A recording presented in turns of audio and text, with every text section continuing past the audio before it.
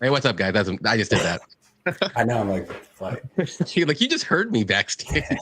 What's up, everybody? We are back. The week is off. We have 12 amazing straight weeks of the grind of UFC. I am super pumped for 12 weeks. How about you, Cody? Are you excited for 12 straight weeks? Yeah, man. I am, because I love watching UFC every weekend. Should I ask you after week 7? Yeah. I know I'm not gonna want to do this damn 12 weeks, dude. It's so much. It is. It's gonna be fun though, man. But yeah, it's so much work. It's so much work. Yep. So especially that'd be what? How many did we just do? We just did like 8. So it's basically 20 out of 21 weeks. Yeah. No big deal. Just got to make some money, man. Got to make some money. That's how you do it. So we had a week off, and how did you think the fights went a couple weeks ago? What was some of the takes that you had, and how did you do? I did pretty good. I went 3-2 on my bets for plus 2.3 units. Could have been a big night, dude. Michael Johnson was minus 500 when he got KO'd. That was the difference between winning 2.3 units or winning like 8.5.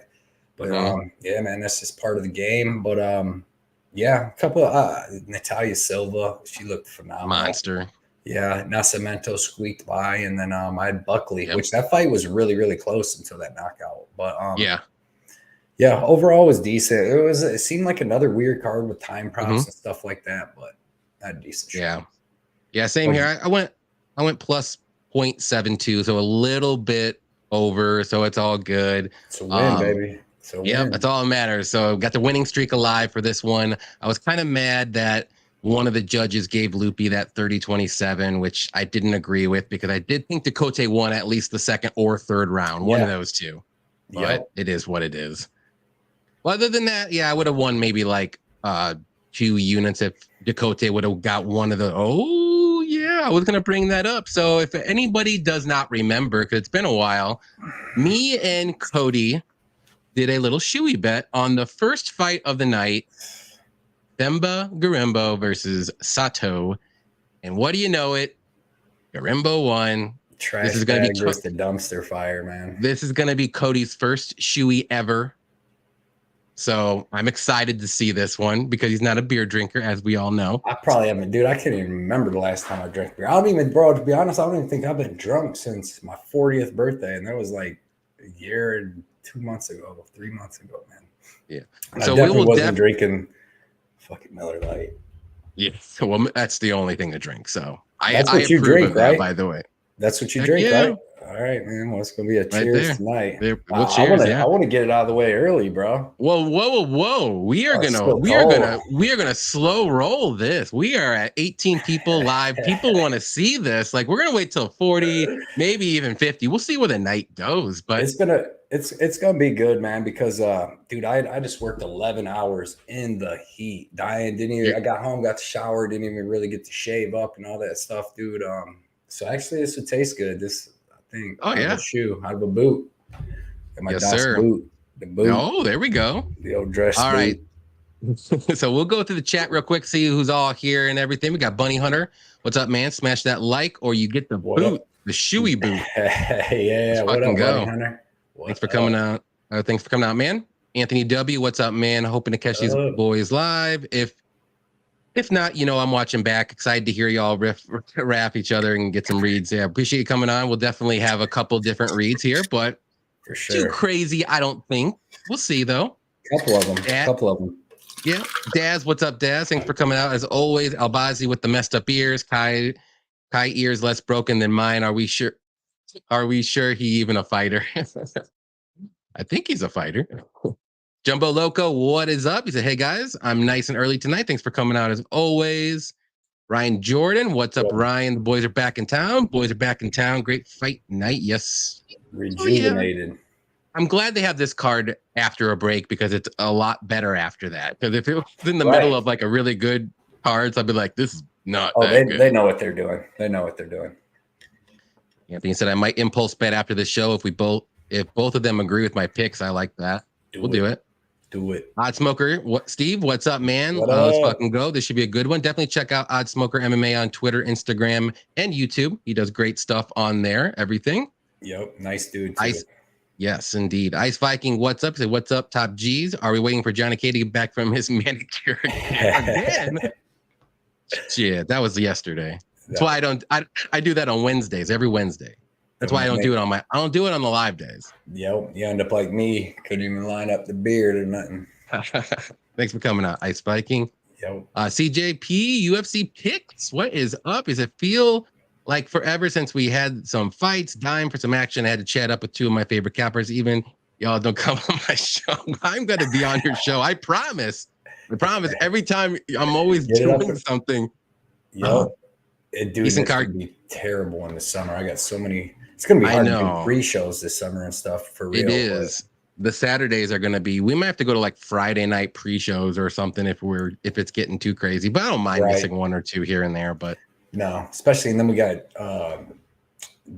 Brady stuff going on. I'm about to win that contest. I'm going to win it. I'm going to win that. I'm not going to win it, but I'm going to try. I'm going to give it my best. I'll tell you that. I'm going to do some fucking crazy ass bets and people are going to be like, who is this jackass trying to make that's what you got to do, man. I hit that Caio Baralo second round sub, and I made it my bet of the day. So 15 units on that. There you go. That's what I got to start doing. Let's see. MPTV, what is up? He said Sato sucks. Yeah, it's not that good. But dude, he was doing what I was saying. He was judo tossing Themba and all that. If he wouldn't have, I think getting dropped took a lot out of him, but he wasn't doing bad. And Themba gassed. Dude, Themba's terrible. They're both terrible. Themba did a little better than I thought, though, but he's fucking so boring. Let him fight somebody with a guillotine again. Game over. Yeah. No, I think Sato didn't look too bad in the first round, I will say, but once he got dropped early in the second, I think he kind of just shut down. Zapped him because even when he was standing up, like he would get taken down and get up, man, his punches were coming slow.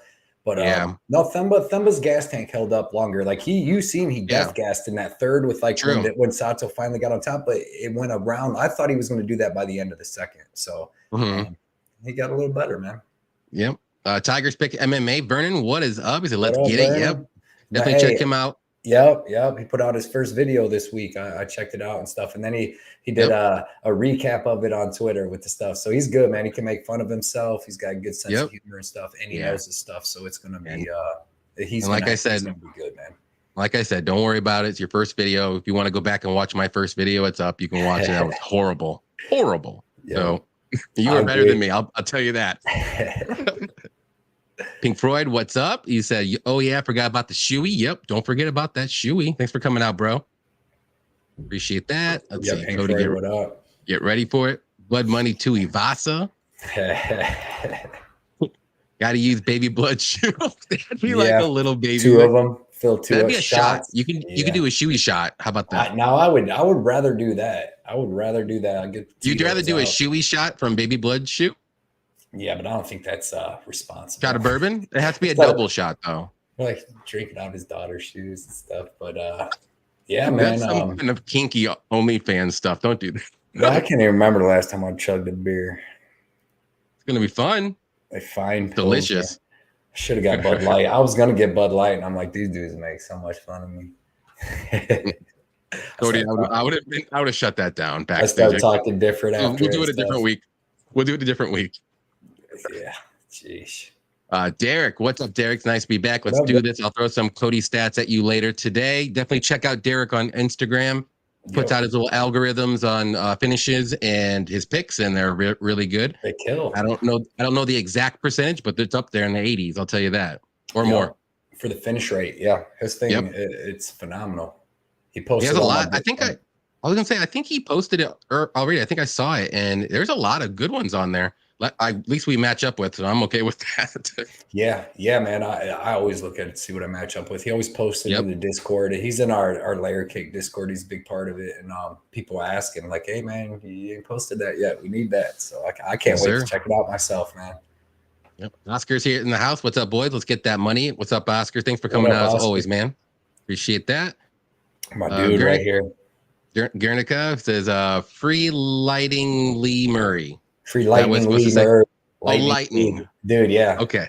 He's been locked up for so long too, dude. And it's not like nobody got killed. They stole like $100 million, but Yeah, I'm gonna watch that. Was that the one with the the documentary with the MMA guy? He stole all that money in the UK or whatever. Yeah. I think they went to. I gotta watch that too. Dang, I forgot about that. He's a bad mofo. Knocked out Tito Ortiz in a street fight, and a lot of hope. Oh and that was when Tito Ortiz was Tito Ortiz, like the champ of the fight. So bad dude, man, bad dude. Let's see. Blue check on deck, or blue. Maybe it's Ches. I'm guessing that's weed. Blue cheese. Okay. Oh yeah. I fucking hate blue cheese. Blue cheese literally tastes like somebody puked in your mouth. Not even like your own puke, but like somebody else puked in your mouth. Terrible. Went back and watched it. You came a long way. It was so bad. It was so bad. Jenna Marie, what's up, Jenna? She said, "What's up, boys? Thanks for coming out, Jenna. We always appreciate you coming out. As always, we got some Miller Lite. Yeah, just keep showing everybody. We're up to 26 people. We're up to 26. Man, there's my boy right here. It's my dude. Unity, what is up? Here for the shoey.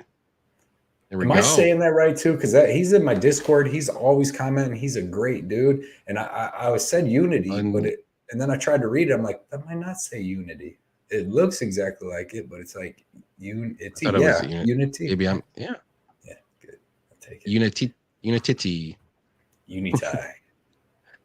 Let's see. I had a unit on Gordon and Elliott parlay to win 1.5 units. Both guys had so much to prove. Ooh, well, I don't know if Gordon was the one to back out or if someone made him back out, but I was literally this close of betting Miller by like inside the distance or a knockout because everything was pointing to it. After he said like I'm gonna have to cut 37 pounds in like 17 days, and I had a minor concussion in 6 weeks. I'm like, this is all red flags. Yeah. I'm like, I was this close, and then he just it's okay though. Yeah. No, I meant like actual blue cheese, like the actual. Yeah. It's weird to name it after that, but it must stink. But no, I meant like my brother-in-law's a chef, and he gave me that crap once. I mean, but I'll smoke blue cheese. I'll try that. I'll try it, yeah, too. But blue cheese, I'm not the biggest fan, but I don't hate it. I can't have too much of it. Like, it's super overpowering. But if you just have like just the right enough. But what's like the overpowering taste though that you get? Is it like puke? Because it's like a freaking. Yeah, I can kind of see that now. It's just like very like just. And I love cheese, but it's just strong. Like usually I'll have like blue cheese like on burgers or something, like a blue cheese burger. And like sometimes they put too much on it. I'm just like, I don't even want this, man. Yeah, dude, it was that makes sense right there.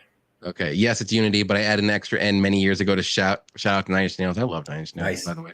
Yes. Confuses a lot of people. And that's good because that makes sense because he actually is always in the Discord commenting, being super cool, positive. So I appreciate that, man. I really do. See, Vernon said he never tasted blue cheese before. It just looks offsetting and never been a fan of it. Hey, how about do a blue cheese challenge? Have a scoop of it. Oh, yeah, right. I'd puke all over the pop. I'd puke all over with this, man. Shit. There you go. All right. And dude, the fact is I deserve this shoey more than anything in the world. And you know why? I broke my own rule. Fucking burn out. That is true. I make a rule. And you literally did it right after you said, I'm like, bro, this is the second time. I've already done my tape study for 289. I'm so retarded. No offense. So you do it again? Bro, I had it wrote down. I'm like, I like Aoriq Lang just because I think his boxing and I'm like, what? I had it wrote down a bet. And I'm you need to write it on top of your paper. Don't do the rule every time. Do not blah blah blah blah blah. Yep. I no lightweight betting. It's killing me, man. Yep. All right, guys. Let's jump into it right off the bat. We're gonna go Maxim Grishin versus Felipe Lins. I will let you start this one off. Who do you like? Yeah, man. I actually really like Felipe Lins here, to be honest. I think that he puts more output on the feet. I think he's going to hit harder. I think he's got more speed. I think he's got the grappling advantage if he's able to land some takedowns, and I think he can. I mean, we've seen Maxim Grishin get taken down by the Anti-Ulov. And I mean, that guy had decent wrestling, but he was like 45 years old and wasn't really good at all. But I like Maxine Grisham's kickboxing. You know, patient, nice kickboxing, good power leg kicks. He's got decent jab. Worked Dustin Jacoby over a little bit with that. But he slows down too. He's a giant dude for the weight division. And he slows down a little bit as the fight goes, and he's so low output. And I don't see him finishing Felipe Lins, and I just see Felipe Lins having more big moments in this fight. I mean, he could hurt Grisham standing up. He could land some takedowns. I bet him. I got him at plus 140. I like that. I think that this, I mean, not to say that Lens is so much better, but this fight's close to a pick 'em. But I actually think, you know, with the grappling advantage, the speed advantage, Lens looked great, like good since he's dropped down to 205. People can talk whatever crap they want about like him and Prachnio having like a tough back and forth fight, but Prachnio's tough, dude. Maxine Grisham wouldn't be like a giant favorite over Prachnio either. Like Prachnio is not a bad fighter. He had them early knockouts, but since then he's had some pretty good fights. But I like Felipe Lins here, man. He's looked good down at 205, showed good toughness, good cardio. And like I said, I think he's going to do more output and could get some grappling going. So give me Lins. Yeah, I like your line that you got, because when you got that line, I think Grisham was probably at like minus 180 range or something around there. Yeah, and I didn't want to touch it. Yeah. Because I think this fight is close to a 50-50 fight, but I like Grisham a little bit more, just a touch. I think, like I said, he's got very good kickboxing. I like his striking a little bit more. It's more technical. Lynn's going to have more power for sure, and he could be a little bit more explosive early on. But if this fight gets past, like, I would say 3-4 minutes in the first round and Lynn's does not get that knockout or anything like that, I think this fight's going to be it could be up in the air. Like Lynn's could go for some grappling. Maybe Grisham stuffs those takedowns because Lynn's is too tired. Like, it's just going to be crazy like that way. But I'm going to trust in Grisham to survive that storm in the first round and either get maybe a late knockout, depending on how crazy Lynn's goes, because he likes to go a little too crazy in the beginning, but he gets those knockouts. He's going to be getting those knockouts early. But I think Grisham's a little different beast this time. He's experienced. He's got a ton of fights under his belt. He's weathered the storm before in his fights. So I'm gonna side with him just with experience. I know he's a little older, but so is Lynn's. And I'm like, now it's at minus 135. And I'm almost like there to pull the trigger, but I'm still not there because there's a lot of fights on here that I'm like this close to pulling the trigger, but so close. And like the value is either not there or I'm just not that confident. So this is one of them. I'm close, but give me Grisham, maybe like a late third round knockout or a decision. Like, it's going to be a fun fight, actually. I'm really interested to see what happens. Yep. Let's see what we got. It's a good start now fight. You know what I mean? It's a good, it's a good opener. It's better than Rainbow Sato. That's true. You can't be snerious. What is up? He said, rumors that Gordon is out. Yeah, he is out. As soon as in media day that he said he had a minor concussion, a little bit later, he's out all of a sudden. So I don't know if it was him. I don't know if it was his team. I don't know if the commission said you're out. But what the hell's a minor concussion? Oh, like it was a concussion. Yeah, your brain moves off. That's like when your brain hits off your skull and shit. So I don't know if there's minor. Yeah. Yotis, what's up, Yotis? What's up, guys? Good luck this weekend. Good luck to you as well. Thanks for coming out. Brandon, what's up? Good evening, gents and chat. What's up, Brandon? Thanks for coming out as always. Tiger says this is a 50-50 fight in my eyes, but I would have to side with the experience over the power and go with Grisham. Okay. Is it time for Lynn's glass chin to make an appearance? Grisham has this one easy peasy lemon squeezy. Maybe the over 1.5 for this fight, depending on the line. That's something you can look at. Yeah, I like that. But that's the thing, like, dude, like Lynn's though, he's good. Like, even if you watch him outside the PFL, he's good. Like everybody thinks about it. And when he came to the UFC, dude, that was after winning that $1 million, and he wasn't in no kind of good shape. Like a heavyweight. Yeah. And against Orlowski, it's not like he got beat up or anything. They neither one threw any punches. And then Tanner, he got caught in that, but like Tanner was just faster. But I think he's good. I think people are underestimating Felipe Lins here just because of them two losses. Or do you think people are underestimating Grisham? Grisham's not that good either. Like, he's good, but he's not like a world beater. You know what I mean? Yeah. Well, this is why it's a 50-50 fight, because you can literally make arguments for both guys. That's the best part about it. And the thing is Lins isn't small. Doesn't he have a reach advantage here? Let me look. He might be like an Look at inch this. shorter, but has like a little reach advantage. 2 Yeah, inches 2 of inches reach, 1 and inch one. shorter. So it's So he's not. about He's it's pretty like close, Grisham's but usually a lot bigger, than most of his opponents. But he's getting another because in Grisham, that's another thing. Grisham doesn't have the best cardio in the world. That's mhm. he has a tough weight cut getting down to light heavyweight, man. So Yeah. Well, Lynn's always has well, not lately, but he's had weight issues he before looks too. like So that's he's on something to think sauce. He about. looks like he's a little saucy lately. So I like that. Yeah. I like that, Oh yeah. especially I at mean, for your 20. bet, yeah.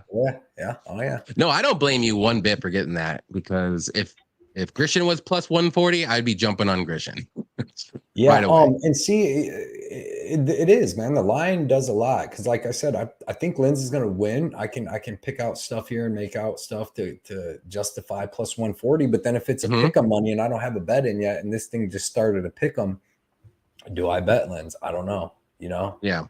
True. So Depending your units. yeah, and plus, That's what we like to say.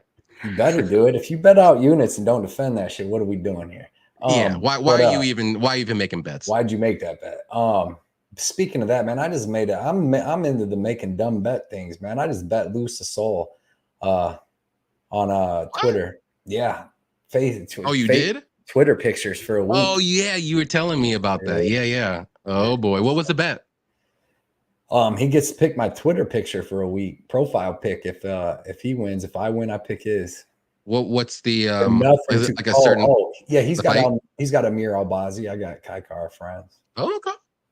Well, So good it's gonna luck be a because good fight. It's like even, pick them. So pick them even. I think at that's gonna least be it ain't a fucking very good fight. Sato. You know what I mean? At least I don't have Sato in this one. True. So. Carlos said he's picking Linz. He looked good last time out. Yes, he did. He got that knockout Carlos. very early. My man Carlos. Gordon Dry snitched on himself. Yes, he did. I think that's what happened. Seriously. It was just wet. It wasn't even. Not related to this card, but I got ticks for 290, Hell 291. yeah. That's in nice. Utah, right? That's the Utah one. Yeah, so bad, dude. I'm gonna go to that. I want to go to 290. I want to go to 290. Which one's that? That one's gonna be that Boston? one's with like Pantoja. No, that's a Vegas one with like Pantoja, Moreno. Oh yeah. Is that international there's a whole bunch fight of other. week? Yeah. Yeah, they always deck them ones out, dude. That one's so good, dude. I want to see Utah. Congratulations, Yotis. Yeah, that's awesome, dude. My boy Mikey. What up, Vegas Mikey? He said Lynn's with the power smash to the face. Let's go. Definitely do it here. Me and Mikey haven't been agreeing on that many picks, and they've been killing it. So I will say Grisham's only been knocked out twice in his career. That's a lot of fights. And one time in the last 11 years, and it was Ankalaev. Almost to the day, too. Yeah. Oscar said Miller is now fighting someone named Jesse Butler. Yeah, I have no idea who that is. They're going to catch an A10 beating. Lynn's is definitely good, and don't let me or the chat fool you. You might see something we don't. There you go.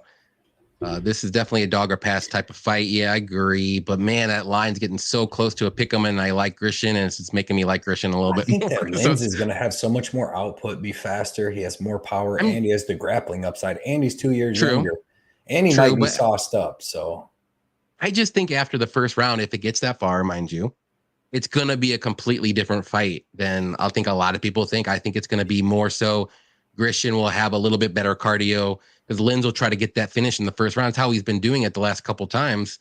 And the Prochnio fight, I know it's like his first fight in a while, and it's like, but he gassed real bad. I like that it's in the small cage too with these giant dudes because that's going to be easier for Lynn's to grab onto Grisham. Yeah. And Grisham, if you can grapple him, he slows down. And he slows down anyways, dude. That's why he lost against freaking Jacoby. Wins the first round, loses the next two because he slows down. Did you say Lynn's would win by knockout or decision? Me, I'm going probably with decision, dude. I don't. Okay. I mean, if you're not finishing Prochnio, I don't see you finishing Grisham. Yeah, man. Because like my thing is like I think it's Lynn's knockout or it's Grisham by decision or maybe a late knockout, like late because Lynn's is gassed. Grisham's so low output. Like if you watch him, he's low output, man. And it's going to be up to Lynn's, like if he wants to push the pace or if he wants to do a slow kickboxing match, and then if he wants to turn it up towards the end. But I don't know, man. I've been liking Lynn's, especially at 205, dude. Yeah, at 205, Lynn's has been looking good, man. Any Action Sportscast, Effie, what is up? Definitely check out them on Instagram, Twitter, and the YouTubes. They do great stuff. Effie's been killing it with some hockey lately and NBA. Tell us your NBA bet here, Effie, if you have one tonight. Brick by brick, Effie. Brick by brick. Yep. We'll build that bankroll up, boys. I think he's also going to UFC 291 as well. I think that's what he said. The other one, right? When Kamaru got knocked out. Unless that's somebody else and I'm reading someone else's chat. I don't know. I bet Effie's I have so many chats going. Yeah, I think Effie said he's gonna try to go to that one in our one chat. Sneerius said I think he might just play the over. It's not a bad look. I don't know what the line is. If it's plus money, it's the way to do it. Rockney ran the entire fight and looked less of a Viking more than Cleveland Browns. Nuggets win the finals 100%. I agree. All righty. We'll move on up to the next one here. Let's see who we got. It's going to be Luan Lacerda versus Damon Blackshear. This is going to be another very close fight. That it's going to be a really good one as well. So I'll start this one off. Oh, shit. Yes. Oh, you got some clock. You got some clock going. Yeah, I locked my girl and daughter out. Oh, okay. You're good. But I'll go ahead and go. But this is, like I said, very close fight here. I'm ever so slightly leaning Lacerda here. Both guys have very good grappling. Blackshear may have the better wrestling, but I think, and I know some people have disagreed, and I've heard otherwise, but I think Lacerda's striking. I know he's not known for being a striker too much, but I like his striking. He looked good against Cody Stamann. Cody Stamann has solid striking and boxing himself. He showed some good volume. He can be a little too aggressive at times, and he can get hit if he comes in, but he always pushes forward. He's got good cardio. He's tough. Both guys are tough. This is a very, very close fight, and I don't blame anybody for picking Blackshear here. But like I said, I think this fight, if I had to predict it, I think the grappling is going to pretty much cancel each other out. And I think a lot of this fight's going to play out on the feet more so than not. And if that's the case, like I said, I ever so slightly lean Lacerda with his striking. I think he's a little bit more dangerous. He can be a little bit more hittable, though. Throws a little bit more volume. It's going to be such a freaking close fight. But I'm going to say Lacerda, I have no bets on this fight. But if I wanted to, I would look at the over just to be safe because both guys are super tough. I think both guys only been finished, or Lacerda's only been finished once, and Blackshear hasn't been finished at all. So give me Lacerda by a close decision, though. What do you think? Yeah, man. Well, yeah, I actually I like Blackshear here. I think Blackshear uses way more striking techniques. Like he's faster. A big thing that I haven't heard nobody talk about this week really too much on this fight is like Luan Lacerda was walking down Cody Stamann last fight. You know what I mean? And he looked kind of big, and he's plotting with his Muay Thai, but like Blackshear is going to be a lot bigger than Luan Lacerda. Blackshear is 5'10". Luan Lacerda is only 5'7". So as far as like even with wrestling, I don't think Lacerda is going to get wrestling going. I like Blackshear's wrestling. Blackshear had an excellent fight with Basharat last fight. Won one of the rounds and almost finished him in the third. I mean, the other two, you know, Basharat clearly won, but it was still a great fight. And like he could have also almost beat Yusuf Zalal on like 5 days notice. So yeah, I really like Blackshear. I like his grappling. I think that if he wants to take it to the ground, he can. Probably wouldn't want to too much. You know, Luan Lacerda is a legit black belt, and I think Blackshear is only a brown belt. But I think if something happens, he slips or he does get taken down, he can survive. And then I think that, like I said, I think he has better striking. Lacerda throws a nice body kick, but other than that, like his hands and that wasn't really impressing me. I think that the size is going to be the difference. I think Blackshear can push him up against the cage, push Lacerda up against the cage, beat him up a little bit there. I think he's faster. Like I said, I think he has better striking. I think he throws more strike, like different variety of strikes. Lacerda just plods forward. He does got that nice body kick, but like I said, he was like walking Cody Stamann down because Cody Stamann's like 5'5". He's little. Like Lacerda actually kind of looked big in that fight against him. You know what I mean? And then, but when he comes out here, he's going to look little. It's not going to look like he's just going to grab Blackshear and take him to the ground. I don't think he's just going to be walking Blackshear down. I think Blackshear can walk him down, to be honest, because this is a whole different kind of fight. And like I said, Lacerda, high-level black belt. For most of he looked decent against Stamann, but Stamann was just, you know, boxing and just moving around. Like it really wasn't that great of a fight. But a lot of fights that I had seen Lacerda fight on the regional scene would be like he would be getting beat until he would get a submission. You know, like the one dude was beating him up and That dude, I think that dude took him down because he reversed him really quick and then was able to get the rear naked choke within like 30 seconds after that. But he was getting beat up before that. So I just think that Blackshear can beat him, man. I really do. I think his size advantage is going to help him. And I think that he's going to dictate where this fight goes. I think he has better wrestling than Lacerda. He has the jiu-jitsu to survive, and I think he's going to have the better striking. So give me Damon Blackshear. I wanted to bet him so bad. I didn't end up making it to bet him. My casino had him at plus 125, and I really did want to bet him. I really did. Yeah. So, but you think he wins by decision or? Yeah. I don't think he finishes Lacerda. Especially if he, I mean, maybe later, you know, if Lacerda starts slowing down, Blackshear can start taking him down and work that. Because you've seen he was able to take down Basharat, and them dudes got excellent takedown defense, both of them. Yeah. So give me Blackshear, man, at the plus money. Yeah, both these guys are really good. Like I said, I think they're both really good, and they're both like they both have good records. They both have good like they fought good people in regional scenes too, and they finish a lot of people too. So it's gonna be a really fun fight. I'm just gonna, like I said, I have a couple bets that I'm looking at. I still haven't pulled the trigger on. The over here, I'm definitely looking at as maybe like a parlay piece, or we'll see what happens. But I don't want to bet a money line here because I'm on Lacerda, and I don't know. Maybe if it was closer to a pick'em. Tough one to call. It's tough. Because I do think this is a pick'em fight, another one. Yeah, I think Blackshear started off the favorite too. Oh, okay. Like minus 130. Okay. John, what is up? Thanks for the donation as always. I appreciate that. What's up? He said Blackshear is posting his hard training. Just wonder if he has trouble on the ground. I think his ground game is good. Like it's pretty good. He's been training out at Greg Jackson's for a long time too. Yeah, I did hear though. I don't remember where. I don't know if it was Twitter or maybe someone else's that he switched camps recently. Did you hear that? Blackshear, because he used to train at Jackson Wink, I believe. Wink, yeah. No, I didn't hear that. I think he went. Camps. Okay, I don't know where it was either. I don't know like where he went to, but he went to another big camp. It can't hurt. You know? Okay, yeah, that's true. So I don't know if that plays a part. I didn't put that in my predictions when I did. I heard it after the fact, but maybe I'm wrong. Who knows?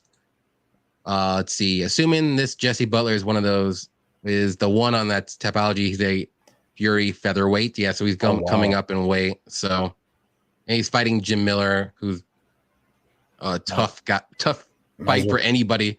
Let alone, might as well parlay Miller and Malarkey. Right. Carlos said, got to go with Lacerda. Dude is a dark horse in this division, in my opinion. Had to throw him on a parlay. Let's go. All right. I can't blame him. Like he's got he is good. Victory. Blackshear looked good in defeat, so I got to bet him. Is some really crummy analysis. Plus, Luan can throw punches. Yep, can't throw punches. Any action said Caleb Martin under 15.5 points tonight. Porter Jr. over 15.5 points. Big bet on the under. There you go. I like That's dicey. Caleb Martin is the number 2 scorer on Heat now. So if Jimmy can't get it going, someone's got to get it going. Dude, them people, people said that crap about him looking like Michael Jordan, dude. Now I can't unsee Michael fucking Jordan. Dude, that's got to be Michael Jordan's kid, right? Who? Jimmy Butler. Dude, he looks just like Michael Jordan. I'll have to look. I don't think so, but I'll have to look closer now. I never be like one of the best basketball players ever. Like his nose, everything looks like Michael Jordan, man. I'll have to look at that. Let's see. I think this is what he meant. Luan has body kicks from himself. Oh yeah. He does, man. That was good. Jumbo really likes. Go ahead. Blackshear did get hurt to the body at the end by Yusuf Zalal, but I mean he was on super short notice. But that's a good point. That's a good point, Mikey. Jumbo said I really like Lacerda, but I'll probably wait and live bet. That's a good idea there. Got that first round. Who's bullying who in there? Yep.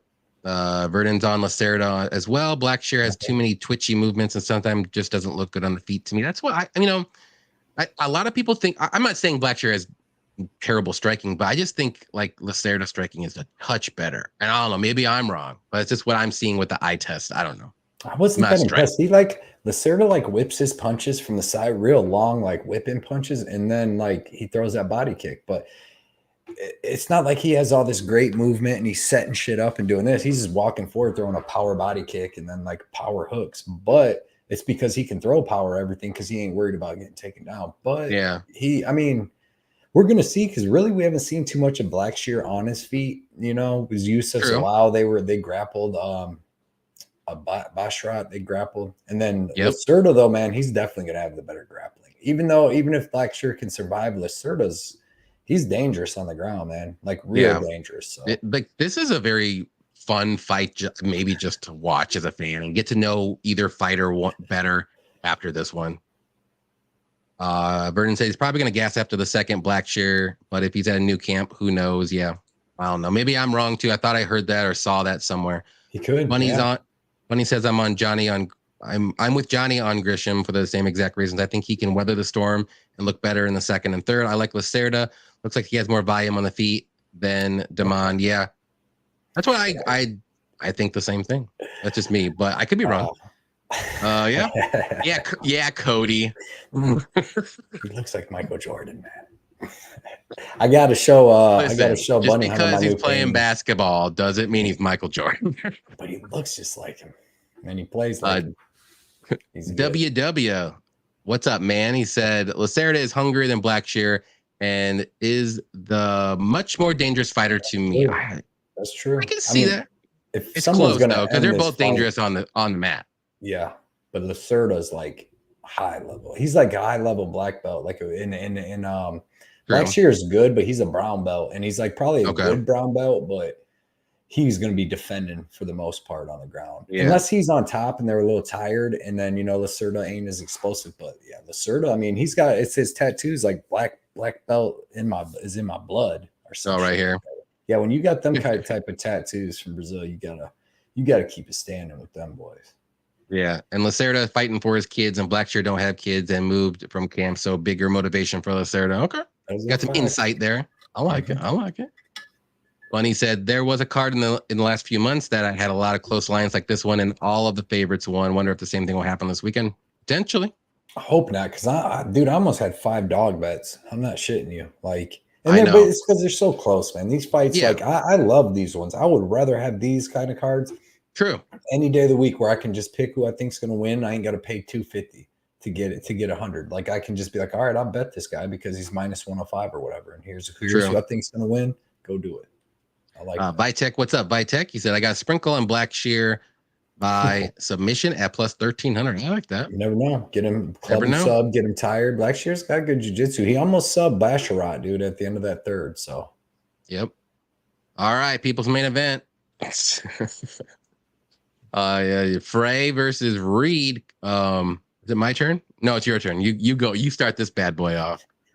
I'm gonna take at least Reed just because the fact that I think her hands are going to be a little faster. I think that she's going to get Frey chasing her around. She might even be able to finish her, honestly, because it looked terrible, Frey getting knocked out by Polyana Viana, even though her Polyana Viana striking is underrated. I swear it is. I was arguing with somebody before that fight because I bet Polyana Viana, and I was like, she's going to be able to beat this girl up, and Jenu Frey is going to have to shoot in on her because that's what she does to a lot of girls, because Polyana Viana is another one of like Lercedo, where you can just throw whatever you want because you're not worried about getting taken down. So you can throw heat.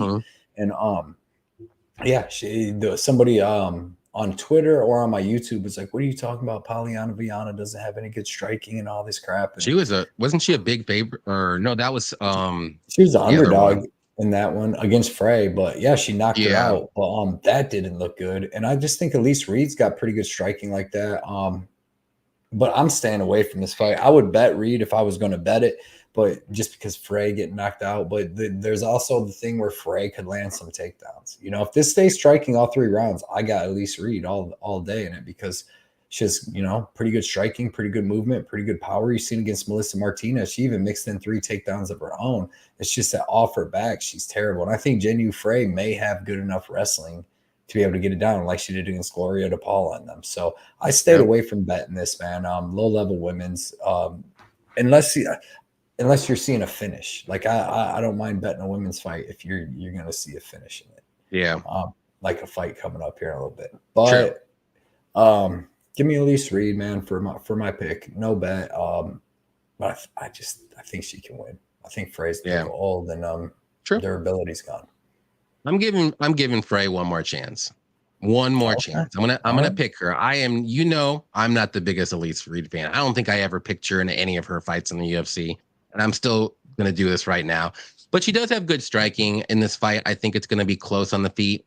Reed probably does throw a little bit more volume, but like you said, there's a little chance that Frey can use her wrestling and grappling here. And if she can get on top, Reed will not get up. She will not get up. She can't get up. No. I think Frey can either finish her with an arm bar or something, or even maybe ground and pound and control her for the rest of the round and win that round easily. So I think that's what Frey needs to do. She needs to mix in some takedowns. Otherwise, she's probably going to lose the fight. But I mean, that's a big ask for Frey because we've only seen it like a couple times in her career. But I also heard or saw or heard too that Frey is training with the great Sam Page. So what does Sam Page do? Wrestle, takedowns. And she beat Elise Reed the same way. So I don't know. This is weird. Not betting this fight. Totally staying away. But give me Frey for the one last time. And if she loses, I'm never betting her. And she's probably going to be cut anyways. So there's a lot of fight for her in this fight too, I believe. Because like I said, I do think she will get cut if she loses this fight. Yeah. So we'll Frey see. will have to retire if she loses. So I think she'd be on a free fight. Yeah. I meant Frey will, retire and probably get cut. Yeah. If I said Reed, I'm sorry. I meant Frey. Okay. Yeah, I feel oh, go ahead. Yeah. Okay. I thought you were gonna say something. I got one for coming up. Okay. Pink Floyd said Reed's my top bet of the card. Got her at plus 120. I like that. Honestly, she should be like minus 170 here. Round one TKO was on the table. If she can land something like an elbow or something that she's like got good Polyana punches, did. She's aggressive. She dropped Melissa Martinez. She could get it done. Yeah. I like Frey in this one. Looks like she has the better striking. I think Reed can't get it to the mat. Yeah. I think if anybody does, it's going to be Frey because Reed's going to want to keep this one on the feet for sure. Reed is a solid pick. Cody. That boy, chef.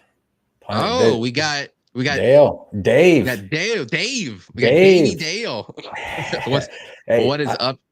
That's why I started laughing because I listen to your guys' thing. I never can catch stuff live because I'm in bed at by 8:30, but I listen to it and I have a bet coming up and you guys are like making fun of it on the thing. I didn't want to have to. Are we? I was forced into it. Oh no, I hate making fun of everyone's bets. You guys were like, no way. Well, I know Dale's ruined. I agree with it, but on this fight, I think this girl gets the finish. Yes, but no girls are worth being minus. There's like 4 on earth, and I pretty much agree with that. But I think on this one, it's gonna be good. Yeah, but if you guys don't know who Dale is, it's Punchless MMA right here. Go check him out on Twitter, YouTube. And he also does the Spotify and the Apple podcast stuff. So he always has his stuff on there. He does great shows. He's funny. Mm-hmm. Yeah. And I just did a show with him as well, and it was fantastic. I'll do another one, Dale. Let me know. It was a good show. I listened to it at work. It was fun.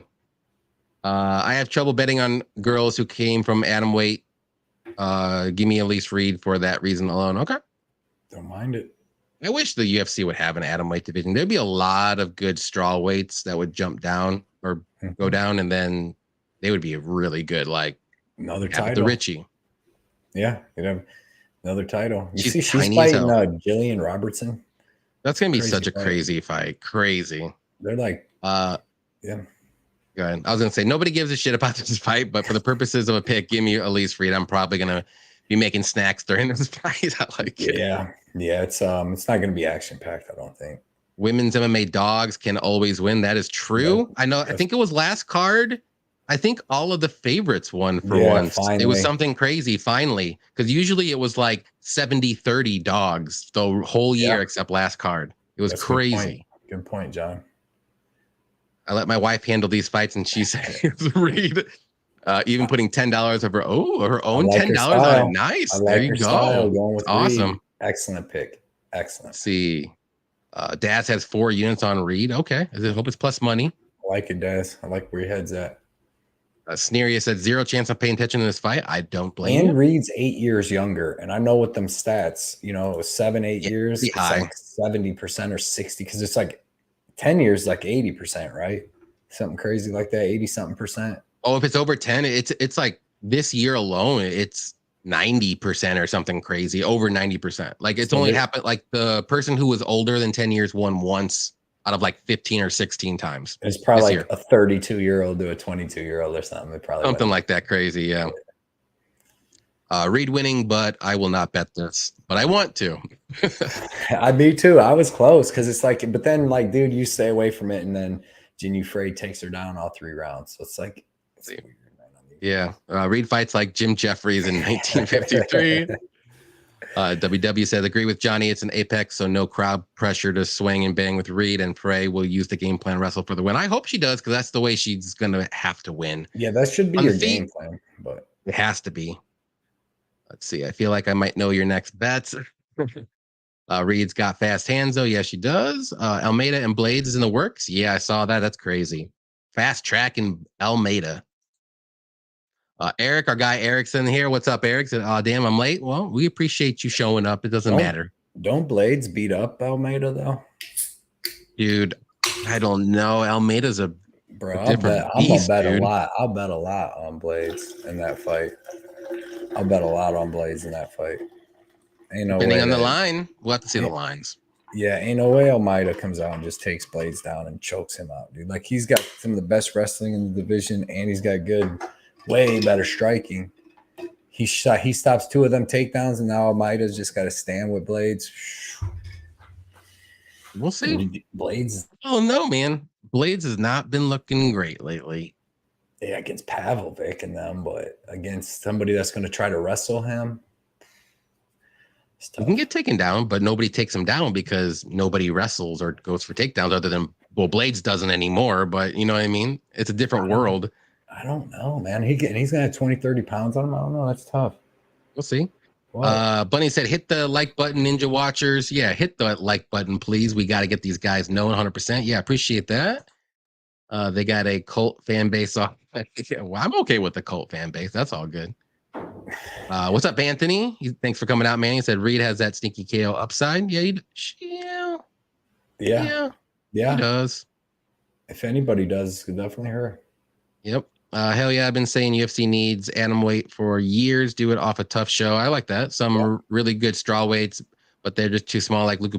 Yeah, it's another one. Yeah, she's really small. Not fair to force these gals to fight above their natural weight. Yeah, because most of the time, I mean, they can do well in the division, but once you get to the Wei Lees of the world and the strawweight division, they're just going to be bigger, stronger, and they just you have to use your speed, and that's about all you got. Dude, some of these girls like really cut weight. Like, dude, Karine Silva, she's about like $170 outside of fighting. Like, geesh. Yeah, I follow her on Instagram, bro. She's about $160, $170, cutting down to 125. I bet it takes her a little while to get down, but like, yeah, man, she like some of these. Like Nunes and them girls are like 170, 175 pounds. So I bet Karine Silva's probably like 160, 155, 160, 155 probably. And then some of these girls are like 120 fighting 115. So it ain't fair. We need to add them weight. Yeah. Skork, what's up, Skork? Thanks for coming out. Shout out to Chef Mikey for sure. We always shout him out. Yeah. You know him. We know him well. Yes, I like that shout out. Is plus 350 worth a shot on Reed to finish Jinyu Frail? I mean, she could, but I mean, maybe she could, just because Frey got knocked out so quick. I know, but it was 6 months ago. It wasn't like a Jared Gordon comeback. Yeah. I don't know, man. You know, Jailton took down a Dagestani though. Yeah, think about that. That was 47-year-old Shamil. He ain't 47. He's 37. Ain't no way that dude is 37. He looks like, but that. I'm older than that dude. That's insane to me. Yeah. You're not older than Shamil. Yes, I am. He is not 38. He's younger than that. No, he is not. He has to be. Look it up. He's like 39 or 40 years old, bro. Look it up. Eric says, I'd say yes, Pollyanna, put her to sleep with 3 punches. Dude, that was a crazy exchange. And that was nasty what she got Frey with. I don't even think Frey was even ready for it, which is probably why she got knocked out horribly. She was done. So that was crazy. If you drink enough beer, Frey kind of looks like Jessica I. He's 41. Shamil's 41. Dude. He'll be 42 in September. Okay, I didn't know he was that old. Yeah, but old. He looks like he's 57. Let's be honest. Yeah. If Polly's KOing you, think what that knockdown on Martinez would do to you. Well, look at Polyana beating up muggers outside in the street. This girl can freaking destroy. So give her a little bit of credit. Come on, guys. She could destroy me. Woo-wee. On the Contender Series, who did he beat on the Contender Series? Almeida. I don't remember. Oh, the Russian dude. That was good. I lost some good money on him. Yeah, he took that dude down. Was it the dude that had two same name? I can't remember. Like freaking, I think it was, dude. The dude had two same names. But yeah. No, yeah, but that dude's not nowhere near. And that dude was a light heavyweight. And Blades is a big boy, dude, with the best wrestling in probably that division. You know what I mean? If you look at his takedown defense, so not a lot of people are taking him down, though. Not that great. I don't think he's ever been taken down. Has he ever been taken down? Curtis Blades? Blades? He has. No. At least once. You know what? We're holding, and I'm going to find this out right now.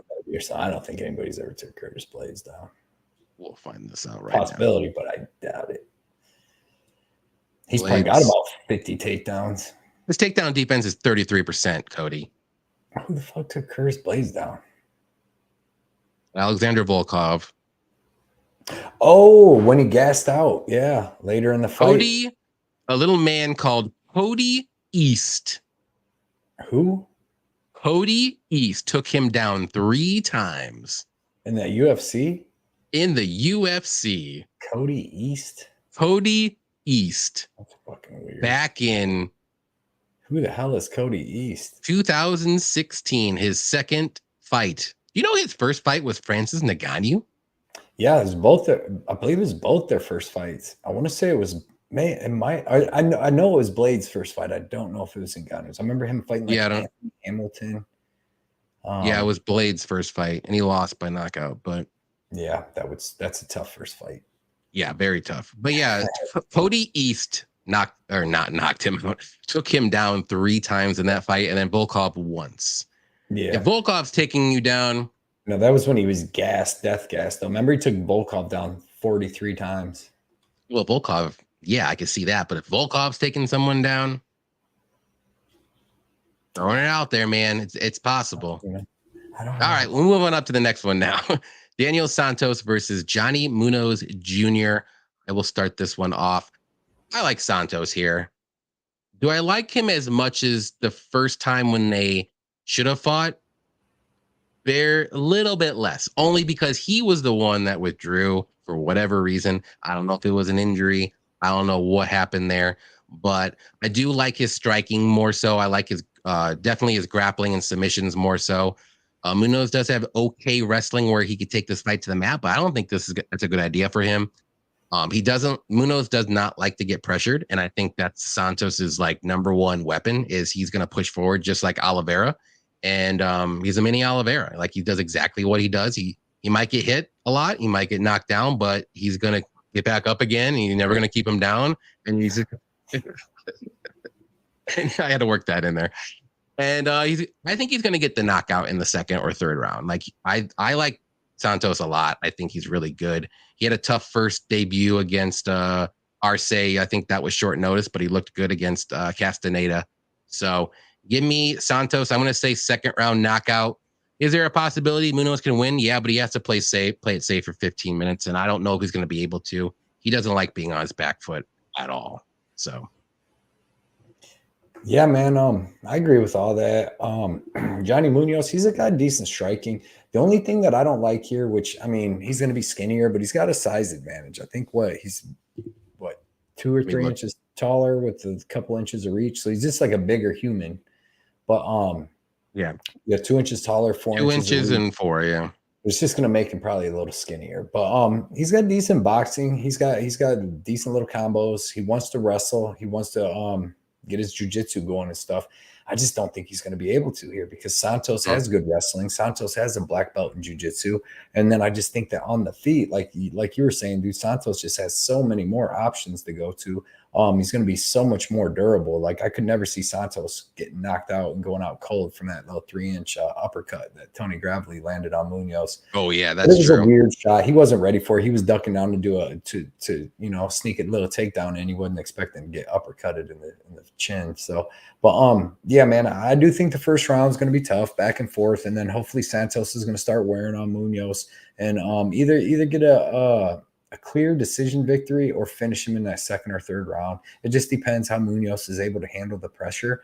I'm sure Munoz may be able to land a takedown or two just because Daniel Santos is just he overswings on a lot of stuff, does a lot of spinning stuff. So I can see him getting taken down, but he can work his way back up. And I know Munoz does have a good high level black belt in jiu-jitsu, but Santos has a black belt too. Like you said, training with Oliveira and all them basically for a long time.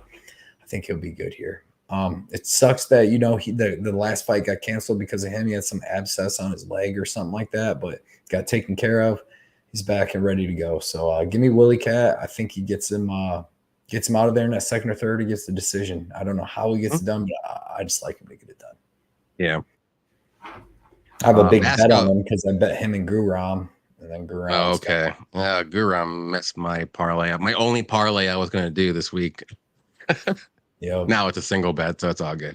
Yeah. Vasco, what's up, Vasco? Said Polly won against Amanda Ribas in a couple years before the UFC. Yeah, finished her too. Yep. It was Turkali, whatever. That's who I might have fought him in the UFC though. That was like his second fight. Yeah, because that was Turkali's. I seen it down here. Oh, Anthony. Okay, I see it. Yeah, I thought it was the dude with the same name. Anthony says, I feel like Munoz has such a good skill set, but it keeps slipping up. Excited to see this fight play out. Yep. Yeah, it should be a good fight, man. We're both skilled for sure. Out of the 110 shows I watched this week, only AJ picked Johnny Munoz Jr. Yeah, going against the Good for him. Good for him. He likes to do that too sometimes. Yeah. Jailton took down AJ Nasruddinov, out grappled them with their own style. Yep. Carlos likes a Willie Cat. Gonna whip this dude and gonna get a finish. I like it. Problem with the weight cut, his body have some part red. Don't know. Okay. I wanted the plus money on Munoz, but Santos marches forward, and in film looked like Johnny struggles with that. I agree. Marches forward helps you see the takedowns coming better. I like Santos in this one. Yeah, it's like he almost like freezes up a little bit. He's more worried. He's more worried about making sure he's not backed up against the cage than he is about fighting. And he likes a circle, and then Santos is going to follow him and be right in his face. So I don't know what he's going to. Yeah, and it's a small cage, so I don't know. I don't know. It's something to think about in this fight too. See how he handles it. Santos is another Charles. I love Charles, as I do as well. So let's go Santos. Yes, indeed. Yep. Oh, also to watch before the fight too. If Charles Oliveira is in his corner, guaranteed win. Happens every time. His corner for sure because he's fighting next week. Yeah. Or he might. But I read somewhere that Santos pulled out because of some kind of injury. Not sure what it was. I hope it wasn't hinder him. I hope it won't hinder him this fight. I don't think Munoz is too good anyways. I think he's solid. I wouldn't say he's amazing, but he's pretty good everywhere. But yeah, I think Santos is just a better fighter. He's more dangerous for sure. And yeah, and that's why I didn't bet Santos. I wanted to, but I just don't know why he pulled out or the injury and how bad it is. Or boil on his leg or something. So okay. If that's it, then that's nothing. Yeah, it wasn't like, I mean, because that was just like 3 weeks ago. They were supposed to fight 2 or 3 weeks ago, you know? Yeah. What if Munoz is better on the ground? I think there's a chance. Yeah, it is. If he can keep Santos down and he can be in top control, I mean, that's the way to win the fight. Take away his striking and just be defensive and win minutes that way. That's the way to do it. Santos is plus 320 for decision. Seems okay. Okay, I like that. The way that Munoz got KO, I can never bet him. That was yeah, man. Any thoughts on going under at minus 165 to reduce the line a bit, or just pay the extra to get it at minus 215? Yeah, because I think the only chance would be Santos. I don't think. Yeah, I don't think Munoz gets a finish, though, but I just think Santos has a chance. Yeah. That's what I would say. So, yeah, it's tough on that over-under. I would just play a money line if you like Santos. I know you're not trying to reduce it. That's what sucks. Just to be safe. I had him at like minus 145 last time. Still mad my Bedoya ticket got ticket against Chaos didn't get. Yeah. That was crazy. I can't wait to see that kid fight again, man. Yeah, he was pretty good. He definitely surprised me, I'll tell you that. Yeah. All right, moving up to the next one here. This is the real people's man. How many people we got here, man? Am I doing this shoe? We got 32 right now. Do you want to wait a little bit? Or what do you want to do? All right, you want to do it now? We'll do it now. Let's go. I got to go. Let me get a colder beer. All right, I like it. All right, kids. Cody is going to do his shoey for the first time ever. So stick around. Give him like a minute. He's going to get a cold beer instead of a warm beer. Don't blame him whatsoever. But if you just joined in, the reason why he's doing a shoey bet is because me and him had a shoey bet on Themba Grimba and Sato a couple weeks ago. Obviously, Themba Grimba won. I had Themba. And yeah, he thought he was going to win. And he was very foolish to bet against me in a shoey bet. You don't do that. Oh, be quiet. Did you hear me? Yeah. Okay. Remember when you bet this dude? Speaking of, if I got to own up to Sakai, freaking Sato. I thought it was Sakai. When I made that bet with you, I thought I was betting Sakai, not Sato. Oh, okay. You knew who you were betting with, Maze. Dude, and it's hilarious now, bro. It's just hilarious because now all over it, like everybody, Jesus Christ, how the fuck? All over Twitter and stuff, everybody's like, Dante Mays is terrible. You see him fight Hamdi, he's terrible. Like, where the fuck was this? When I was talking about fucking Sakai, I told everybody, remember? When I was like, Dante is literally terrible. But he might have enough for Andre Arlovski. That's the bad thing. Who'd you pick? Right, I didn't hear the breakdown. Oh, I didn't break this down. I was just giving everybody the I was just hyping this up. Hyping up everybody right now. Oh, this is terrible, man. All right, let's see. Oh, wait. Hold on. Let's get this good. Let's see this. All right, there we go. I want everyone to see it. We'll even do like this, one of these things here. Oh, nope, wrong one. Nope, wrong one. Fucking Miller Lite, too. There we go. This is terrible, man. All righty. Good luck. Good luck. Cheers. Oh, God. If it gets on you, it's all right. It happens to the best of us. All right, Johnny. All right. Get it? Just go fast. There we go. Cheers. Just got to keep going. There you go. Hey. That's disgusting. Got a little bit.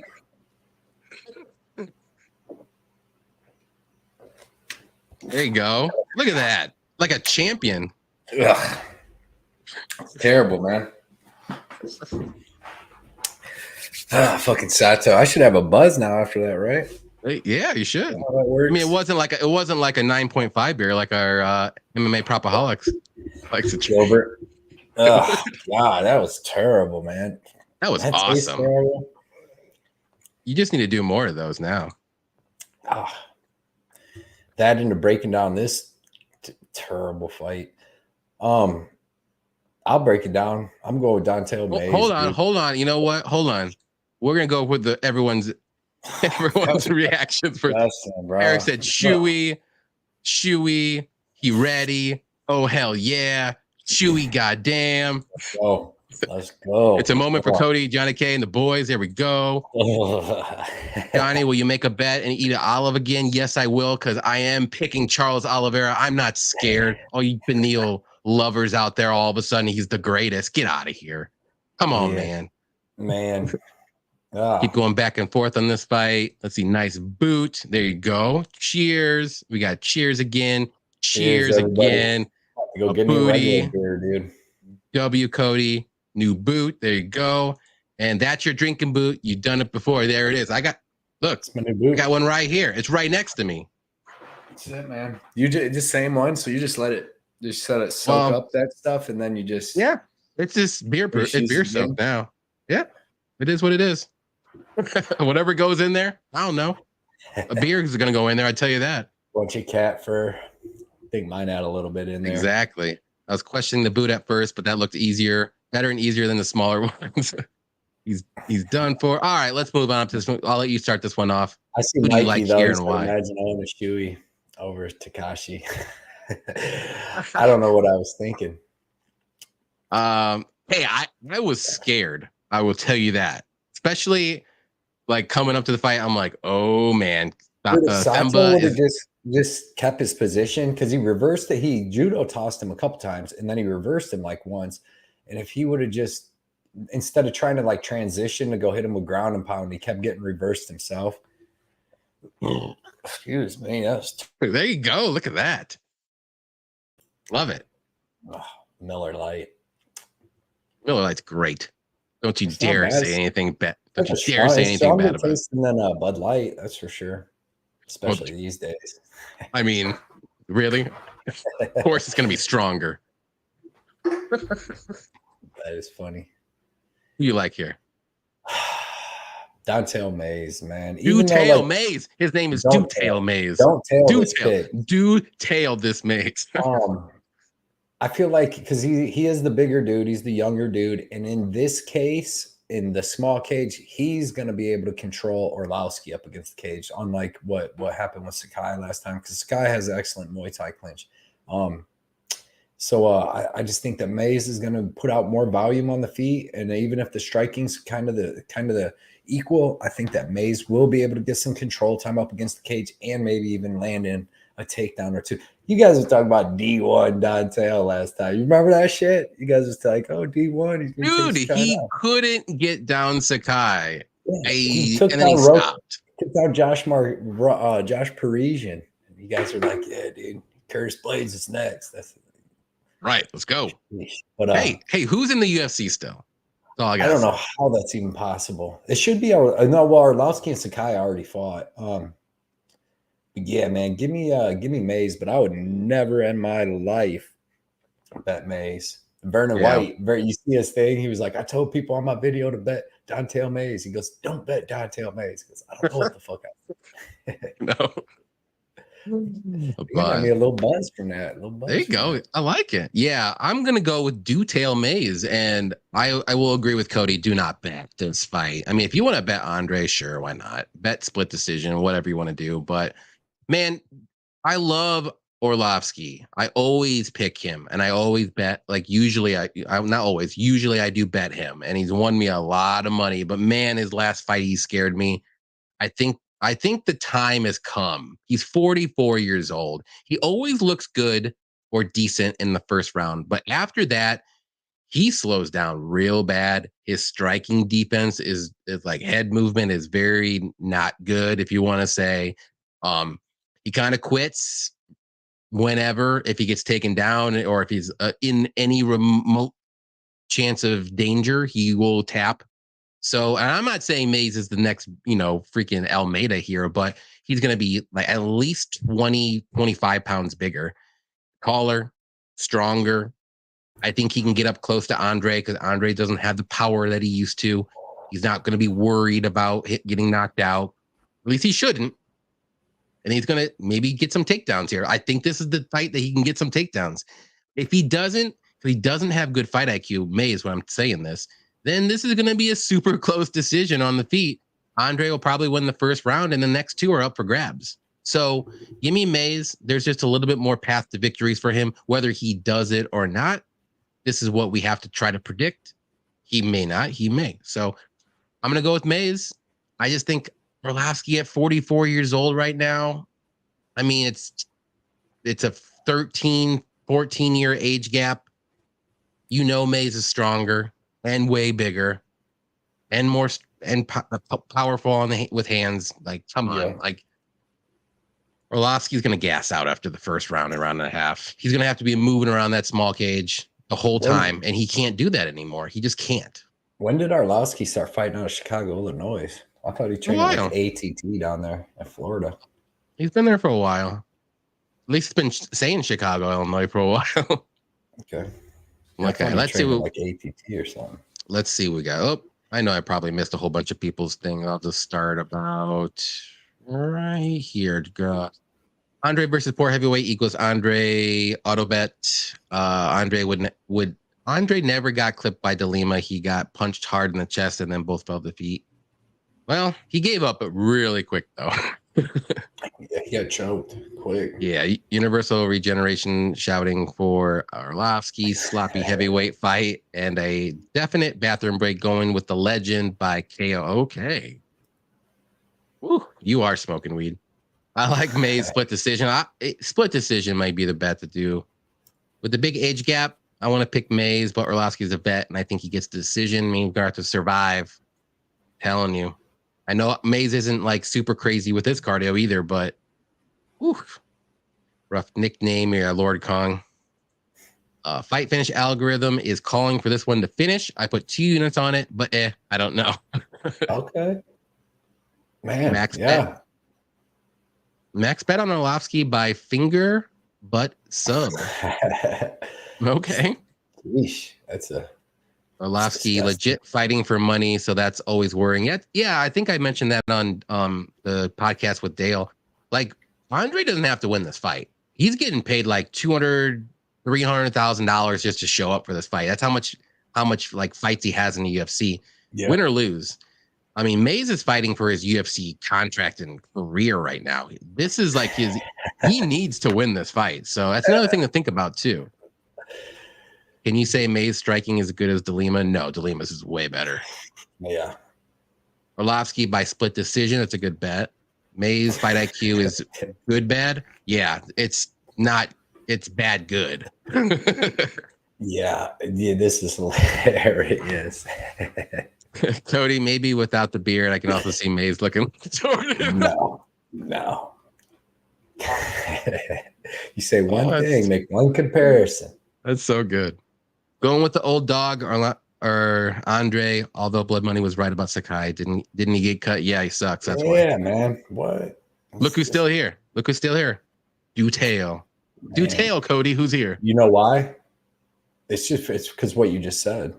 Did he look like Michael Jordan? No, it's because Gusta Sakai gets paid $125,000 to show, and Dante Mays is making $10,000 probably. 36. You think 30? Shit. He's probably making 50 by now. It's probably like 5th or 6th fight. But it's Twinkle Toes Mays isn't beating anybody, but it's let's do it. I think that it goes to the judges. It's going Arlovsky. They just love the man. I agree. It probably will. I think it goes to the judges, right? And it could even be like a split, like a sloppy split, because these dudes are going to be hanging on each other, cage grappling and stuff. I feel like in the small cage and stuff, and this could go to split easily. I think this is a perfect live betting spot. If Andre wins round 1 and Mays is like plus 200 or better, Mays. Just throw it out there. Just do it. Yeah, I mean, Arlovsky's going to have to win. I mean, he usually slows down bad in the 3rd, so he's going to need to bank that first. He slows down in the 2nd. Yeah. Like, he'll be good in the 1st, and he'll look good. He'll be sharp. He'll be, like, jumping around. You're like, oh, this is Arlovsky of old. And then 2nd round hits, you're like, okay, you need to do a little bit more, dude. And the 3rd round hits, you're like, he's literally just surviving. He does not care. Yeah. This is, I couldn't put my money anywhere near this. I think Arlovsky started off minus like 160 too. Like I think he started off a pretty big favorite when I was watching line move, and still wanted no part of none of this. Yeah. All right, we're moving up to the next one here. We'll go to this one kind of quickly. John Castaneda versus Munin Gafarov. I think it's my turn. I'm going to go with Castaneda here. Gafarov's pretty good.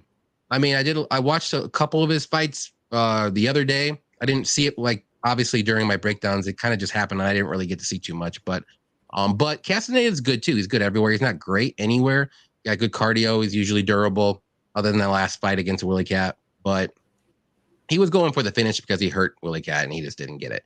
But Gafarov, he does kind of slow down as the fight goes on, though, in the 3rd round. But he has good wrestling. He's solid everywhere too. But I mean, coming in on short notice, I mean, it's always tough.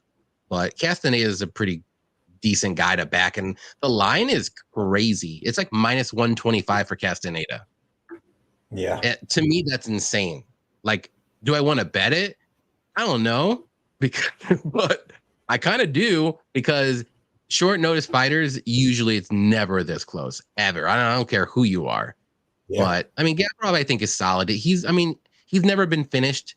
Castaneda's usually durable. I like the over in this fight, but I'm going to go with Castaneda, though, to win by decision, though. Yeah, I like Castaneda too. I think even if this was on a full camp for Gafarov, I would still kind of like John Castaneda. Like, I like his striking better than Gafarov. Gafarov, like, get it out of the way. Like, he's good. He's well rounded. He's got pretty good wrestling. His jiu-jitsu is okay. And then he's got pretty good striking, throw spinning stuff. He's like a 2-time Sambo world champion. So he's good. He's well-rounded. But, like, in that fight with Chad Anhelinger, like, he was able to take him down. And then Anhelinger was able to pop up a whole bunch of times. And then Gafarov was slowing down, and he kept trying to just wrestle. It's like he didn't even really want to stand too much with Anhelinger. And then he slowed down. He got hurt in the end of that first round. He slowed down in that third. And I know he's probably not, just coming right off the couch or anything like that, but it's definitely super short notice. And you got Castaneda with the full camp. I like Castaneda. I think that his striking is going to be better. He's got like a Division II wrestling background, which should be able to keep the fight standing, and even if not, scramble back to his feet. Like, he's not going to get taken down. When you got college wrestling, like, you're not just going to get put on your back and held on your back. So and then I think striking, like, he's got the better striking, definitely more powerful.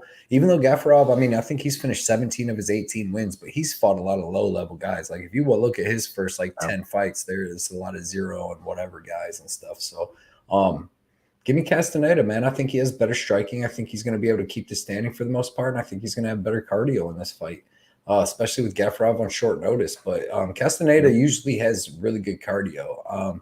That last fight against Santos, it might not look like it. It might be some recency bias. You think he's going to gas. But, dude, he tried to kill Santos in that first round. Like, he literally hurt him like 3 different times and went for the finish for 2 minutes straight, and then just gassed himself out. And then, unfortunately, Santos is the guy that puts pressure on you too. And when you're gassing out and slowing down, dude, that's the wrong guy to have that. But I think if Gafarov, they strike, I think Castaneda can hurt him striking. And then if he has to keep, like, just pressure shooting and chain wrestling and all that, I think he'll slow himself down. I think Castaneda will be able to defend it, get it back to standing, and be able to win this fight. I don't know. I mean, I think he could be the first guy to finish Gafarov just because that sneaky left head kick and stuff that he's got. I mean, you've seen what it did to Santos. It had him all over the ring, or all over the cage. But I'm going to say by decision, because Gafarov is a tough dude. So give me Castaneda by decision.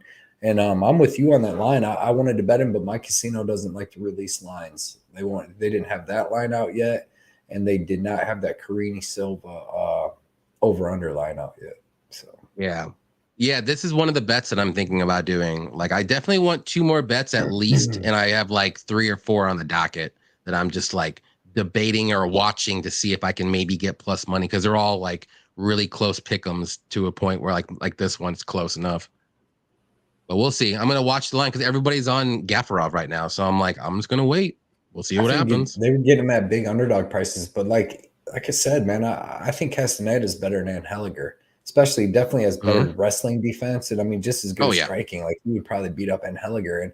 And even if that was a close split decision, like, Gafarov never was like too close to separating himself from Anhelinger in that fight. And then when they was standing, dude, Anhelinger was piecing him up. And I think that Castaneda's got better wrestling, pretty much better than everything than Anhelinger. So and at full camp, we'll see if he makes weight. Last time he didn't, came in at 139. So we'll see about that. But I think he's going to have the better gas tank, better striking, full camp, all that, UFC experience, all that stuff. So, give me Castaneda. The Bunny said, young vet to beat short notice more times than not. Usually that's how it goes. Yeah. It's a tough pick for me. Gafarov debuting is the only reason why I'm staying away. So give me Sexy Mex. Just not 100% on this fight. Can't bet it. Yep. I love Castaneda, but my buddy Mushrooms told me he's losing to this guy. I don't know if me and Mushrooms can be friends anymore. Too much negativity. Eric's going with the Tajikistan guy. Gafarov was ready. He's tough, man. Yeah, said Gafarov was ready, and don't counting the short notice. Right. I But still think it plays a part. right. And I guarantee he stays ready. But like, say if Gafarov had a fight coming up in 3 weeks in another organization or 2 weeks and he's just peaking for it. But like, just to be in good shape at the gym all the time is different than like peaking after, a 8-week camp or something. But dude's a bad mofo. So if anybody's going to have a good showing on short notice and stay in shape, he's a combat Sambo world champion and stuff. So I'm sure he stays in shape and he's ready. He knew this call would come. I mean, McGee pulled through recently too on short notice underdog. Yeah, he was one of the. Yeah. I can't even think of anyone else other than him, but he looked somebody good. else on that card. There's maybe. I feel like there was another short notice person that came through, but yeah, I think there might have been one other person, but I can't think of it off the top of my head. But I remember McGee for sure. Oh, yeah. Wasn't it the who beat Egger? Was she short notice? Yeah. I don't know if she was or I not. could have, maybe not. She did. Yeah. Gafarov was in camp with Merab, staying ready. Merab's hurt though. I'm joking. But yeah, I mean, maybe he's ready to go. But I still, like you said, I still think like if you don't know, like you're just waiting for a call, like how ready are you? Like when you know you have a fight at least 3-4 weeks out or more, you're gonna you're ready. You're mentally ready. Like I don't know if he's mentally ready. Like we don't know. Like physically he could be, or he might think he is. Right. Like look how high we all are on Santos this week. And John Castaneda literally could have made that dude not even in the UFC no more. If he would have just finished Santos in that first round in the first, minute and 30 seconds, like Santos might have got cut. And we might not even know how badass he is. But most people, Castaneda would have finished in that first round. So yeah, man, he's good. I'm with. Sneery said I taped John before the opponent switch and I was on him. I think he's very well rounded and I just hope his gas tank holds up. Yeah, I think it will. And I was on him too at the other fighter too. Yeah. Rob gets a red Michael Jackson Thriller jacket and all of a sudden I like him 100% more. I agree. Dude, it is. That was hilarious though. That was hilarious. Short notice debut, and I wasn't blown away by Gafarov. John's solid, and so is his money line. It's more than solid. It's delightful. Yeah.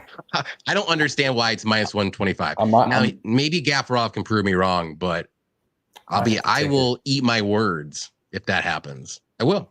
Yeah. I might have to take a trip back to the casino. I still want to put in, but I'm going to Columbus tomorrow. Maybe I can bet in Columbus, and maybe I'll put one in there because I like Castaneda.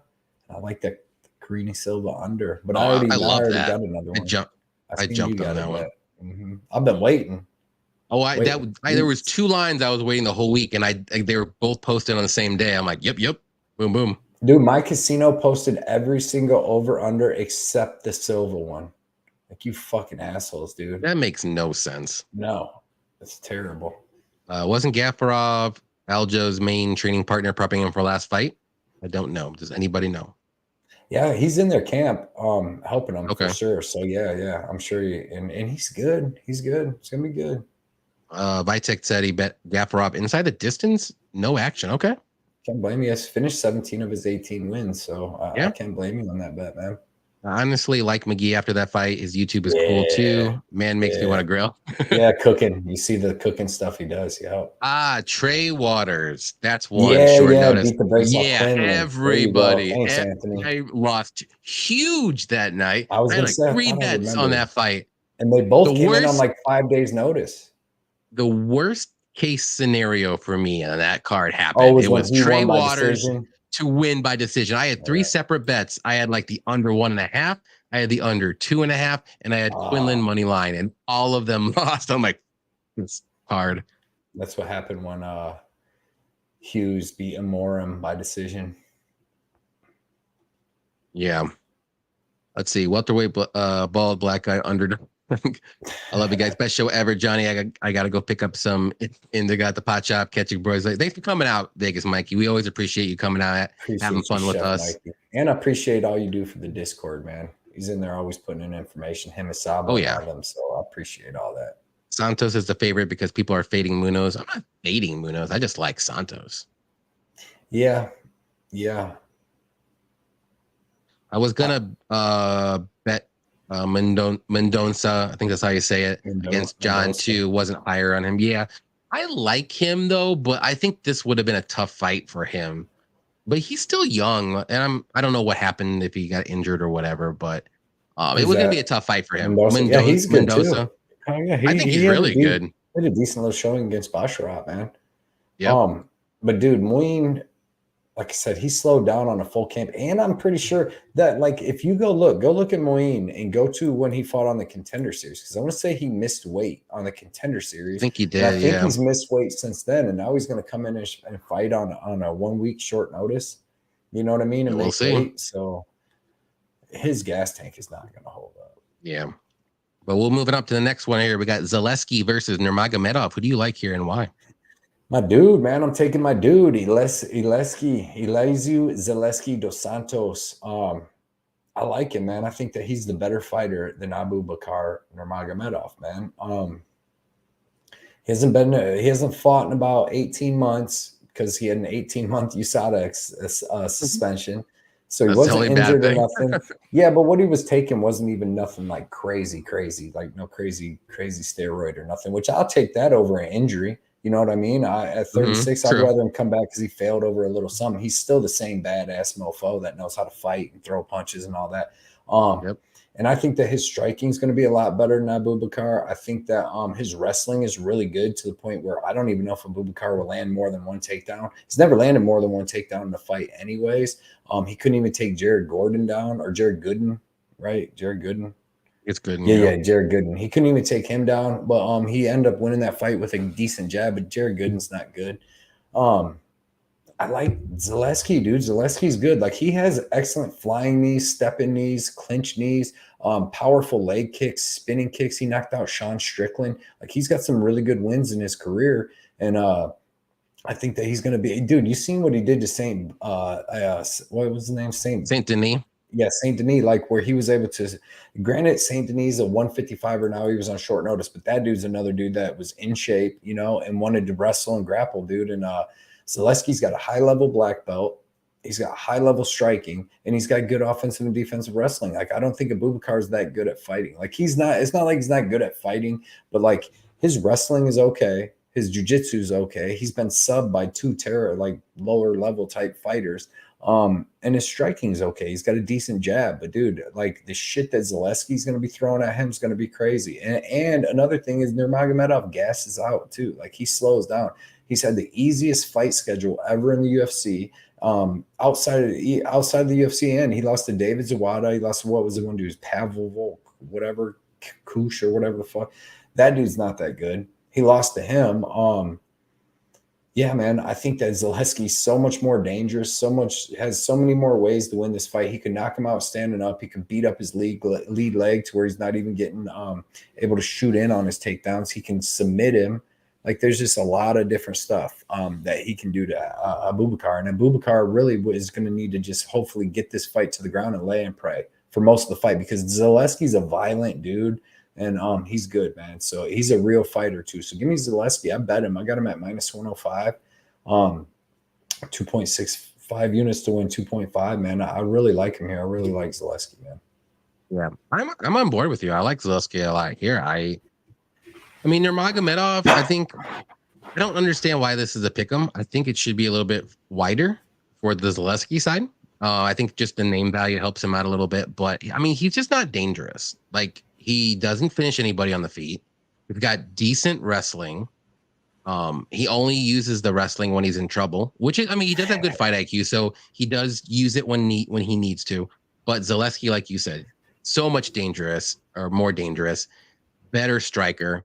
He's got very good grappling, good wrestling himself, good takedown defense, everything. So, I mean, to me, like, I like Zaleski a lot, but the only thing that's scaring me and, like, not making me want to run to the window to make this bet is if this fight does go to decision. Like, we've seen Nurmagomedov get some pretty generous judging a couple times, maybe because of the name value here. But if we're not looking at it that way, I always like to look at some of that stuff, though. I'm the conspiracy theorist guy, but I I like Zaleski to win. I think he could get a knockout. He can get a submission, or he can get the decision win. I think the only way that Nurmagomedov wins is by decision, and he has to use his wrestling. Otherwise, he's going to get pieced up. It's just a lot to ask when Zaleski has a way better chance of winning in all three phases, and it's a pick 'em.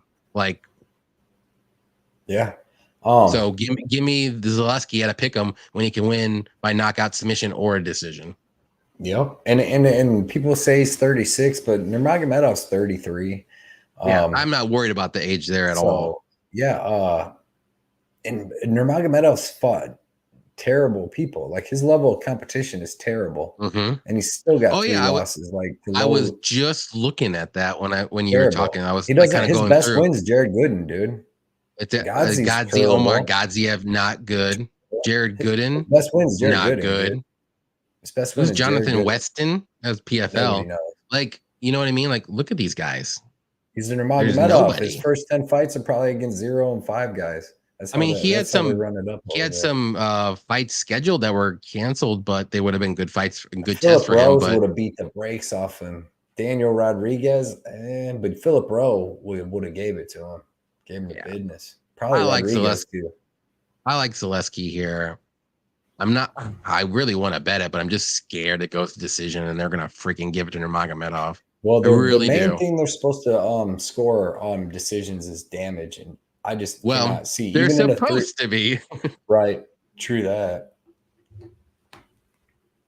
All right, let's see what everyone else says here. Let's see. Effie says, I'm actually really pumped for this fight. Yeah, that's gonna be a pretty decent one.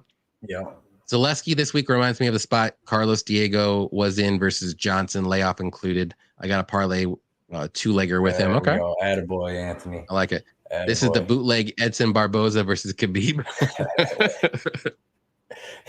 Let's see. F. Abuba. Let's go Zaleski. There we go. Let's go. Let's go, Eric. Dale's like, Mom, we have a Barboza at home. Zaleski is Barboza at home. David Zawada's nickname is Sagat. That alone grants him +3. I agree. I like that. But he still shouldn't submit you. Let's see. I got to go with Nurmagomedov here to be decent close fight, in my opinion. I mean, he's got to win a decision. I don't think he's going to get a finish. Okay. If this fight was 4 months after the Zaleski versus St. Denis fight, what would the line be on this fight? Oh, Zaleski would be like -200 at least. At least. And I mean, he had an extra year off, longer than that. I get it, but this dude's a lifelong mixed martial artist, was doing capoeira and all that stuff as a kid and all that. So I don't see him as the type of dude. I've looked on his Instagram because I was looking to try to see if he had gotten like an injury or something. Abubakar. You know? Abubakar. I do say it like that, huh? Abubakar. I like the Brazilian to keep it on the feet and deliver the harder blows. I agree. Layoff is the only thing keeping me away, but might pull a trigger. I mean, it's a pick 'em. Yeah. I think the line is great, but I think Zaleski can finish him. Abubakar. Nurmagomedov's been finished in all 3 That's of his how you losses. say it, right? Abubakar. Abubakar. No, I mean, I'm not the greatest with names, but I think it's Abu. Like ABU is Abu, right? Car. I'm just sounding it out. Abubakar. Tough name out here. Poor what do guy. they call him? What do they call him? They call him Boo. Cormier call him? I forget. I don't know. They call him by his middle name. But yeah. Let's move on up to this one. How about that? Jimmy Malarkey versus Muhammadjan Naimov. I'll say this real quick. I'm gonna go with Malarkey. Again, short notice, like 2 days. I'm sure Naimov is a great guy, but I think he's at featherweight. He's going to be smaller. Yeah. Jimmy Malarkey is not amazing, but he's going to beat Naimov. So give me Jamie Malarkey to win. I'll say by a 3rd round knockout or something. Dude, these dudes it's weird. They're like, what, a week and 3 days apart? They were born. Oh, wow. That is crazy. I didn't know that. 3 days apart. Yeah, man, this dude, he's the Naimov. He doesn't have the best gas tank to begin with. Then he's coming in on short notice. He's a featherweight coming up to lightweight to fight Malarkey, man. I think Malarkey's going to be able to beat him. Malarkey's good everywhere. He's got to stay safe in that first round because Muhammadjan, whatever, he can strike, man. He's got some decent power. So Malarkey's going to have to stay safe in that first round, work on him, clinch him up against Cage, try to land some takedowns. Because the only fight I really got to watch was his fight against on the Contender Series. What's the dude's name? Colin England. He didn't look good there, dude. He got taken down against him 3 times. It just did not look good. And that dude's not that good. He flunked out of the UFC pretty quick. Give me I'm not gonna waste it. Give me Jamie Malarkey. And this dude will be in the UFC. Maybe he'll get some training camps and get some stuff. Another Tajikistan tough dude. But give me Malarkey, man. I think Malarkey can finish him. I think Malarkey can, but I don't know. I said this last time he fought that dude from freaking Peru or wherever, Argentina, and then he just took what the dude gave him, and he was like, "Oh, I didn't even have to get hit this fight. Well, fucking go fight." Because I bet the under in that. I was pissed. But yeah, man, give me Malarkey. I'm gonna say he actually gets a 3rd round finish because he likes to work the body well too. So I agree with that. Dale says his middle name is Donovan. But that's true or not. I'll try. I trust you, Dale. Abubakar Stan. Oh God, biased with this one. I absolutely hate Malarkey. I'm on 2-leg Tajikistan parlay. I like that. All right. Mahumajab, whatever. Mom, I'm not going to be in the UFC anymore. That's what his name is. Sexy Mexi and Malarkey parlay might be a good bet. Yeah, I don't mind that.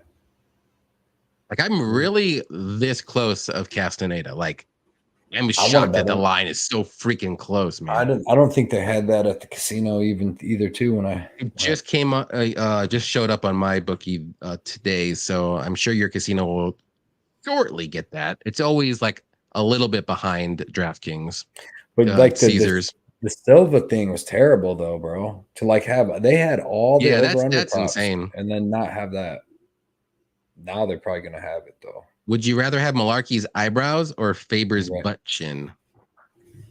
Does Malarkey even have eyebrows? I don't think he does. There's like blonde, I think. I would go with the butt chin personally, because then you can always cover it up with beard. Do you have to look like Malarkey, or can we look like us with just some weird eyebrows? I took it as like you look like yourself, but you get red eyebrows. Yes. Yeah. I don't want the red eyebrows. I'll take Faber's chin. I'll take Faber. It looks strong. You have a strong chin with that butt chin. Would you rather have Malarkey's eyebrows or Jandaroba's eyes? Or what if you have Jandaroba's eyes with Malarkey's eyebrows? I mean, you can't Faber's do both. Chin. And Faber's chin. Well, then you're a prime UFC candidate. Yeah, I was gonna say you're probably tough as shit. I know, right? Tough as shit. You're probably from Dagestan. You're probably from Dagestan. Wasn't Abu Aladdin's monkey? It sounds familiar, dude. When we were saying Abubakar, that's what I was thinking. Like, wasn't that an Aladdin thing or something? I know Abu, but I think Abubakar, dude, or something, man. Yeah, it sounds familiar. But I'm talking the '80s one. I haven't seen the new one. We'll see. I know, right? All right. If I did one more Chewy, I'd feel great. I'm just gonna grab a beer. Look at you. Yeah, you start this one. I'll be right back. All right. Well, look. Now we have Cody, an alcoholic. Great, guys. Way to go. It's your fault. It's not my fault. It's your fault for doing the Chewy bet with him. Anyways, let's move on up to Karine Silva versus Ketlin Souza. I like Silva here. I think she's a beast. She's a monster. Souza's pretty good. She's got good striking. She's more so a striker. She does have good grappling, but she likes to keep it on the feet. But Silva, she's a different animal on the feet or on the mat. I'm sorry, and she can get those takedowns. She's strong. Got good striking too, but she's more so a grappler, and she wants to get those get the fight to the mat and get a submission or a ground and pound win. But I don't see this fight going the distance. I love the under 2.5 in this spot. I don't love, I should say, Karine's money line at minus 225. So I didn't want to parlay that. But if you're going to bet Silva, just bet her inside the distance at plus money. I think it's plus 100, plus 110. Do that instead. Don't throw her money line in. She's been to decision once and she lost. But this fight's not going to decision one way or another. I like the under 2.5. I love it. Do I think Souza has a chance? Yeah, if she can get it past maybe a round and a half, maybe. But I don't think that happens. So give me Silva, first round submission. I think she's a monster. What do you think? Yeah. I'm with you. I watched Souza fight. I'm not that impressed with her. She's got like decent striking, terrible takedown defense. She tried like in the fights I was watching, she was trying stuff off her back, but it's not like she was real great at it. But she was just getting held down for almost pretty much the whole round when she would get taken down. Let's see. So 5'5", 67. 1 second. I was gonna see. Are you looking at your stocks right now? No. I was waiting for my thing to come up because you don't have it low enough to where I could see the height. But I like that Karini My Silva bad. is gonna have a big height. She's what, 2 inches taller. She's gonna have some reach. She's the bigger girl. And like I said, she's probably like 155 outside of training camp. Like she's a pretty big girl. I think that she's gonna beat the hell out of Ketlin Souza. Like Ketlin Souza has terrible takedown defense, and like Karini Silva has decent takedowns. She has like a blast double. She has good striking, and she has excellent jujitsu, dude. And I think that she's going to be able to get that first or second round submission on Souza. I don't think Souza's all that great. I think she probably got this fight. The girl she just beat in that 5-round fight, which I watched that whole 5-round fight, and that was super close too. I forget, the girl used to fight in Bellator, but yeah, man, give me Silva. I think Silva's going to be able to land some takedowns. I think she's going to be able to bully this girl. She's going to be a lot stronger, and I think she's going to get the submission here. I'm not impressed with this toughness or her submission or takedown defense. So I agree. And Souza's been submitted, I think, once or twice, but in all 3 of her losses, she's been finished. So I didn't have no parlays on this fight, on this card, because I had Santos and Guram, and then Guram fell off. So I only had Santos. So I ended up parlaying Silva with Malarkey because I was going to bet the under, but then, like I said, that wasn't out. And I don't know if I was going to get back to the casino. But I like Silva to get this win here. She could win a decision. Did they have the props out? Did they have the props when you went? Not for this. They had them for every other fight. I would have just done inside the distance. They didn't have that. The no props on this. The only thing you could bet on this was the money line. But the thing is, sucks, dude, even Karini Silva, she could possibly win a decision if she just lands some takedowns, gets control time, and doesn't get a submission. But like I said, she's finished off 15 of her wins. Souza's been finished in all 3 of her losses. I wanted that under, just for the pure fact that if Karini Silva does slip on a banana peel and get cracked too, you're covering both. But we saw it with the Edgar fight. In my mind, I'm betting the under on the fact that Silva's getting that win. You know what I mean? Too. Like I wasn't betting the under on the Silva fight last week on Natalia Silva, thinking, man, well, fucking what's her name, Lombardi or whatever the hell. Oh, yeah, I don't remember her name. I know who you're talking about. Yeah, you won't need to, but like I didn't expect her to finish Silva, but it was there. So same thing here. I expect Silva to get this finish here on Souza. Yeah. Let's see. Eric likes the under 2.5 as well. Punch list Dale said hothead time. So if nobody knows what that means, and we were talking about it on Dale Show, me and him. Ketlin's nickname Esquintandina, it means like hothead or like spitfire or hottie. A little hottie. There was 2 different. That's what you guys are saying. So it was pretty funny. And Dale's like, no, people are lying to her about that if it's hottie. She's like a little Andrade. Like she's like the Wish Andrade. She's like, if you tell people you got Jessica Andrade at home, and then that's what's at home. Like Dale said, that she's, because I didn't think Souza was that good.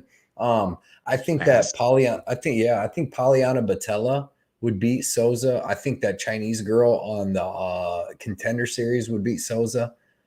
Because she would just continuously take Souza down, and Souza's not hitting the guillotine that Silva hit on that girl. That girl on the Contender Series is actually pretty tough. She's big, dude. So I like Silva here. I actually like Silva as a prospect coming up in this weight class. So she's fucking dangerous. Too. How many flyweights have tons of prospects? 15 wins, 15 finishes, you know. Many. So there's a lot of prospects coming up in women's flyweight division that are really good. Hell yeah. Like you could get a Natalia Silva versus Karini Silva fight. That'd be insane. Fight. Malarkey straight up looks like propaganda cartoon from World War II soldier. Cody gonna need AA meetings here soon, but give me Silva. I like the party. I like the party. Taking me Cody back does to the the old beer. school. Cody does the beer at least taste better after a hard day's work. No shower. That's no. I showered. I showered. I got home, but dude, I was actually thinking about it because I forgot about it, and I was telling this old dude I was working across. He don't watch, but I don't want to call him that. But he's always like 65, and I was like, damn. I was like, I gotta drink a beer out of a shoe tonight, and he's like, what? He's like, what the fuck are you talking about? I was like, oh, never mind, man. But I just remembered it like right at the end. But I was thinking, I'm like, it's so hot. I was like, it actually sounds good to drink cold beer, and it does. Like, got a nice little buzz. Right. I'm like Delicious. Frank the Tank, dude. Once we get a dude. I end up in jail tonight. Every week we can hang out with this freaking drink beer here. It's great. It's not bad. It's not bad. I probably need to start drinking during the fights. I love that you're drinking Miller Lite with me. That's amazing. Yeah, that's not bad at all. That's what I wanted. The one that I wanted on the companion, and my girlfriend had some that Maker's Mark here, but it wasn't in the spot she usually has it because they came home like later that night and she had some. Yeah. What was that? Let's see. Pink Floyd bet Catlin, spinning kick, talent, durable, knows how to score points, improves leaps over fights. Carrying striking is overrated in my opinion, and she relies on pulling guard to get the fight to the ground. Okay. I've seen her get some takedowns. I mean, it's plus money. You're taking a shot. Yeah, I just think Silva's better. That's just me. You can't. It's already in my mind. She's better. Right. Cody relapse. Good work, Johnny. That's how I do it. Back on the sauce, Mushroom MMA. What is up? What is up? Definitely check out Mushroom MMA on Twitter and YouTube. He does great fight breakdowns each and every week, and he's hilarious on Twitter as well. And he's a great guy. So you definitely should just go over there and hit subscribe for free. Been a part of the community forever. Exactly. Johnny made Cody buy Miller specifically. I heard. Yes, I did. I told him I was going to buy Bud Light. Do not buy Bud Light. I told you, man, I was gonna. That's what when I drank beer, I was just that you just grab that Bud Light, grab Bud Light. But nope. No, I like the buzz on this Miller Light. Shit. Only one of these girls has her picture taken holding a belt. I'm just saying. This is true. That's true. But I think Polyana Batella would beat Ketlin Souza. To be honest, I'm just not too bad. Yeah, I'm just not too impressed with Souza, but Korean inside the distance at 2.12, which is a little over, probably like what, plus 110, I think. I think that's a great bet too. I love that bet too. Is plus money for her inside distance? Yeah. I think, 95% of the time it's happening or whatever it is. Did you not fancy buying out of Santos and reparlaying him, Cody? I don't know if this winner's circle would let me do that. When I went to the casino and I talked to these same dudes that were cool as hell every day, and they could have called up to Vegas and they could have done something for me. But this dude, I didn't. I go over to this new winner's circle, and I'm just in and out of there. There's a ton of people in there. This is armpit of society, to be honest. But I think Santos is going to win. But I really don't want to have 2.5 units to win 1.25 on him. I'd rather just bet Castaneda or something like that. So yeah. Mayraz, what's up, Mayraz? What's up, guys? Thanks for coming out. Always appreciate it, man. Oh, yeah. Let's see. Made me laugh. End up in jail tonight. Yeah, man. This guy, Addicted #2 Combat. Thanks for coming out. I guess he has a YouTube channel. I guess he has a Twitter. And also, I guess he has a Instagram. So definitely check out this guy with Patrick. Addicted to Combat with Patrick. Check him out if you don't already know. I don't know him, but maybe other people do. Sub, baby, big time now. Big time. Got the first. I don't like watching his videos anymore. I gotta listen through ads now. I was happy to get some ads, man. I'm like, hell yeah, I'll watch these ads. I bought some stuff. The ads sold me. That's why I don't like it, because I buy everything. It's crazy. I think you get some of that money, man. I bought some stuff, so. Miller High Life boys. Oh, you're living the high life. There you go. Nice little buzz. So what's the difference between Miller High Life and Miller Lite? Isn't the High Life champagne of beers, or is that a whole other beer? Technically, but Miller Lite's better. Let's be honest. It's not. It feels stronger. Is it stronger? I think it's about the same. Like I would say it has like a more beery taste than Bud Light. Like like almost like a Budweiser. It tastes like a thicker one like that, or like a stronger one. It's not bad though. Yeah. A fine Pilsner. Yeah, I would say a High Life is more like a Coors. If you like Coors, it's me? more. I always say like it's like a little bit more watered down a bit. No, I usually usually get to the point. I like taking shots. Then I get wasted. Then I feel terrible for 12 hours the next day. Then I don't do it again for about 18 months, and then I get Frank the Tank again. Yeah, especially when I go back home. Again, I do not know what this guy addicted to combat saying. I don't know. I don't know what's OnlyFans. What's that? The Only Hands. Oh, I know it. Now Patrick's on there flexing.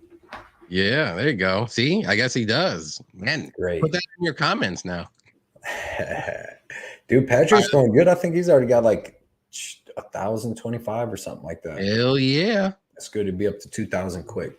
Did I skip one? Shit. Now we need to get Effie up there too. That's right. We'll get everybody.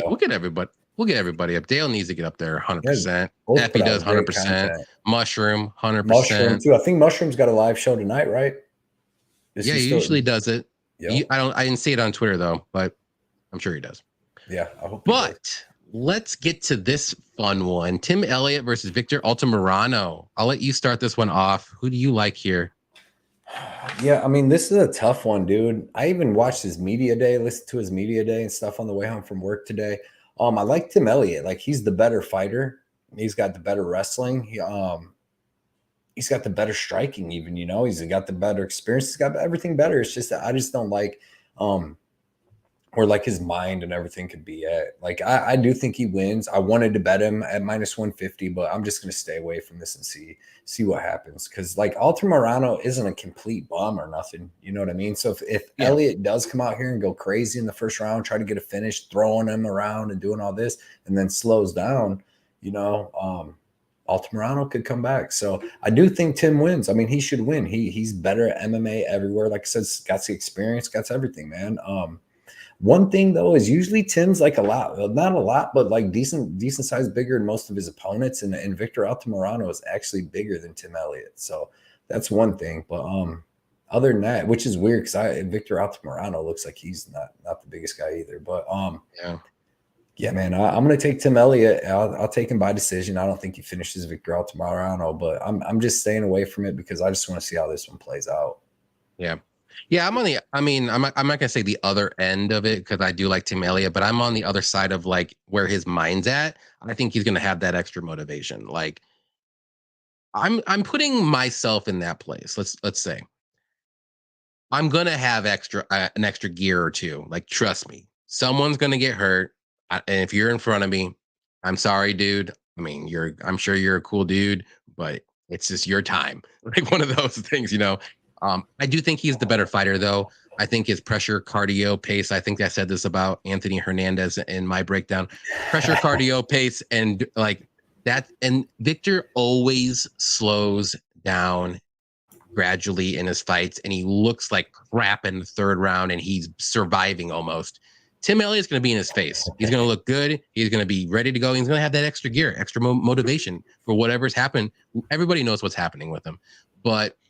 I don't see a finish either. I know he said he wants to get this guy out of here or get a knockout, but I mean, that's not Tim Elliott. So I do think he'll win. Maybe the first round Victor might win, but I think rounds 2 and 3, I think Elliott's is going to be too much.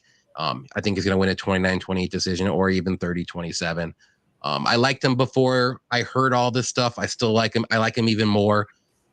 He was in a parlay with Garam for my parlay, but Garam's out. So now it's just a single bet on Tim Elliott, and I'm okay with that. I don't want to cash out because I do think he's going to win.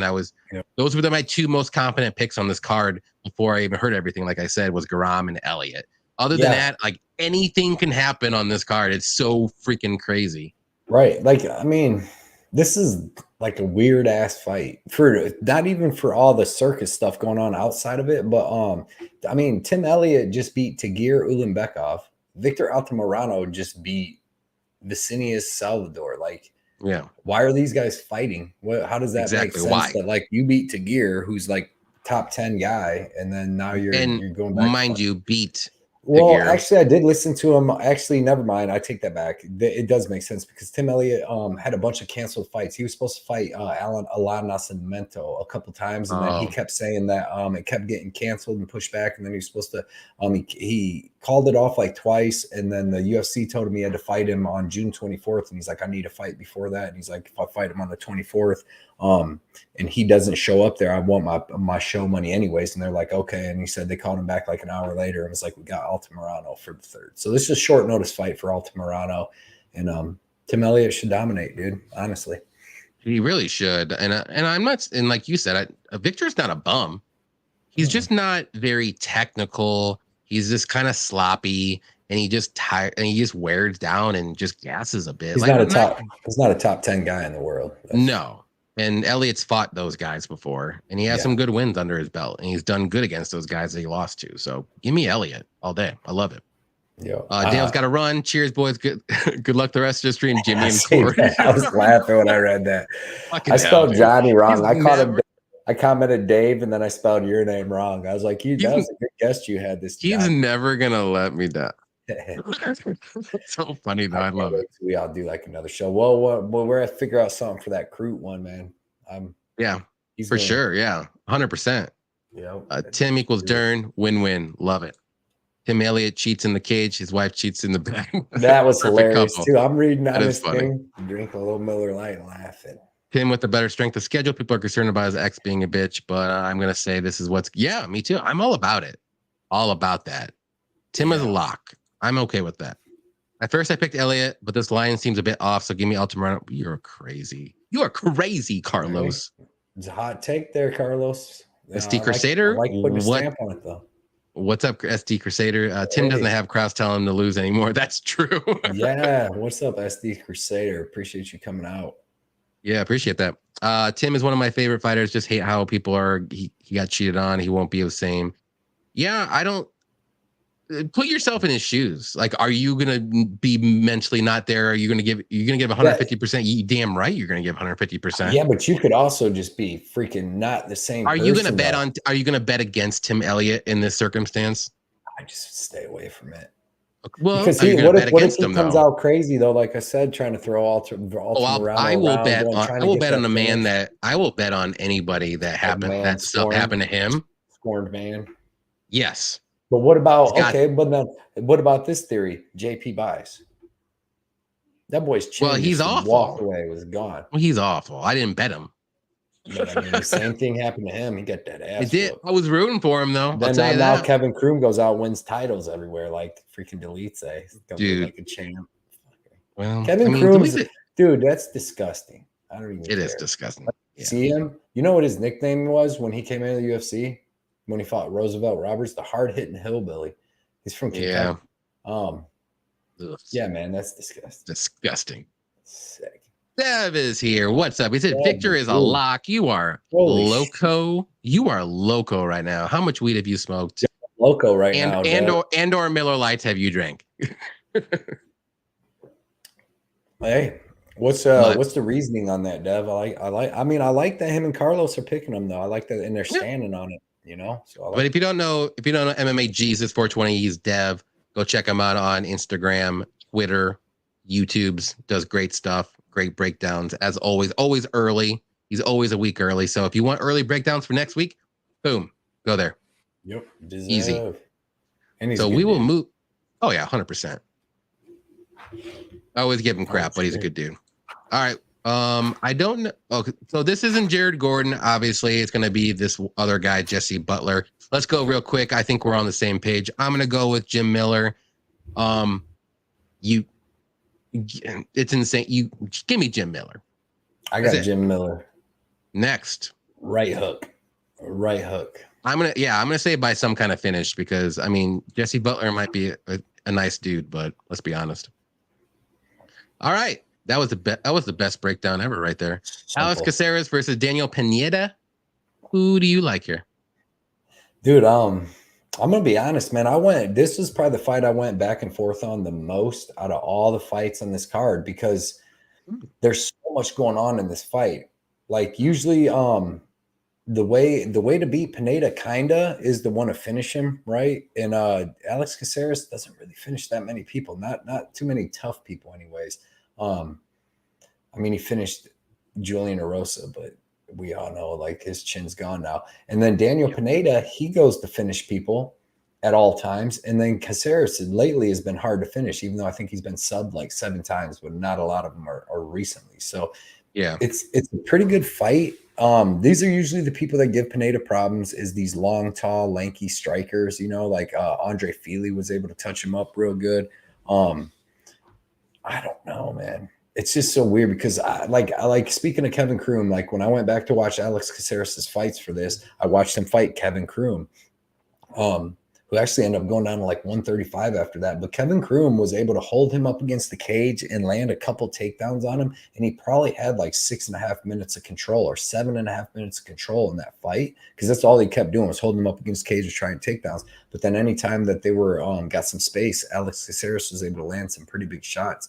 And I just think that Daniel Pineda is way better than Kevin Kroom. Like I think Daniel Pineda's got better striking than Kroom. He's got better wrestling and definitely better jiu-jitsu. But then Alex Caceres, you know, good striking, good movement, a lot of different kicks through that basically the same kind of kick almost that Leon Edwards threw against Kamaru Usman. But man, I just think that this is going to be a good fight. And I don't know, man. For the big underdog price at plus 150, I'm going to go with Pineda. I think that Pineda can get some grappling going in this fight, get some control time. And that's where it's weird to me because he's finished all of his fights, but I don't know if he finished Caceres, but he could finish Caceres because Caceres has been submitted. Like, I don't know. That's what I'm saying. I've went so back and forth, but for the price, I would take the dog. I don't think that Caceres is that much better than Pineda to be like this big of a favorite over him, honestly. So give me Pineda. And I don't know how he gets it done, but I like Pineda. I know a lot of people say he gasses out too, but Caceres doesn't push the craziest pace, but Pineda really doesn't gas out. He choked out Tucker Lutz later in that second round. It was over 1.5 for sure. Yeah, he finished Herbert Burns later in the second round. If you actually go back and look, man, if I can go look, I think he's only been finished twice in like the last 10 years. One was by Cub Swanson, and the other one was like a freaking a doctor stoppage. But other than that, it was recently. That was like 2016, 17. But other than that, dude, all his losses. Wasn't there a fight where maybe it went to no contest because of that was with Feely where he got poked in the eye there too. But he's not. People act like he just gets finished after a round and a half. He gasses out, but he really don't. Like if you go look, he hasn't even been beat that much. But he got a doctor stoppage cut in 2017, and then before that, the last time he was finished was in 2012. So he's only been finished 2 times since 2012. And then he's got let's see. So 1, 2, 3, 4 decision losses since then. So he doesn't just gas out and get finished like a lot of people think. So and like Caceres isn't usually pushing a crazy pace anyway. So I don't know. I'm taking Daniel Pineda here. I like Pineda, especially as a big underdog price. I think he's got some paths to victory. He could submit Alex Caceres. He could hurt him, club and sub him. We've seen Caceres hurt. And he was able to, I think Tucker Lutz is actually a pretty good fighter. Like, I think Tucker Lutz and Caceres would be a decent fight. And I don't know, man. Give me Pineda. Yep. No, I agree. I like Pineda here a lot. I'm not the biggest Alex Caceres fan. I'll be honest. I just don't. I mean, he's solid. He's just not great anywhere.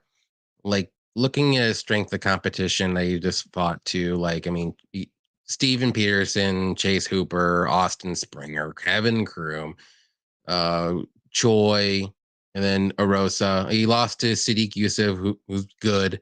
And then, I mean, that's it. Like, those guys don't scream like top 15, top 20, top 25 guys. Like, yeah, he's beating the people that he should probably. But Pineda's, like, I think his strength of schedule is way better. I think he's more dangerous. And I didn't end up betting Pineda, but I wanted to. I like the under 2.5 a lot more. Biggest bet of the night for me. Both, like, Pineda hasn't been past 2.5 rounds in like 9 years. It's insane. And I think that's 11 fights for him.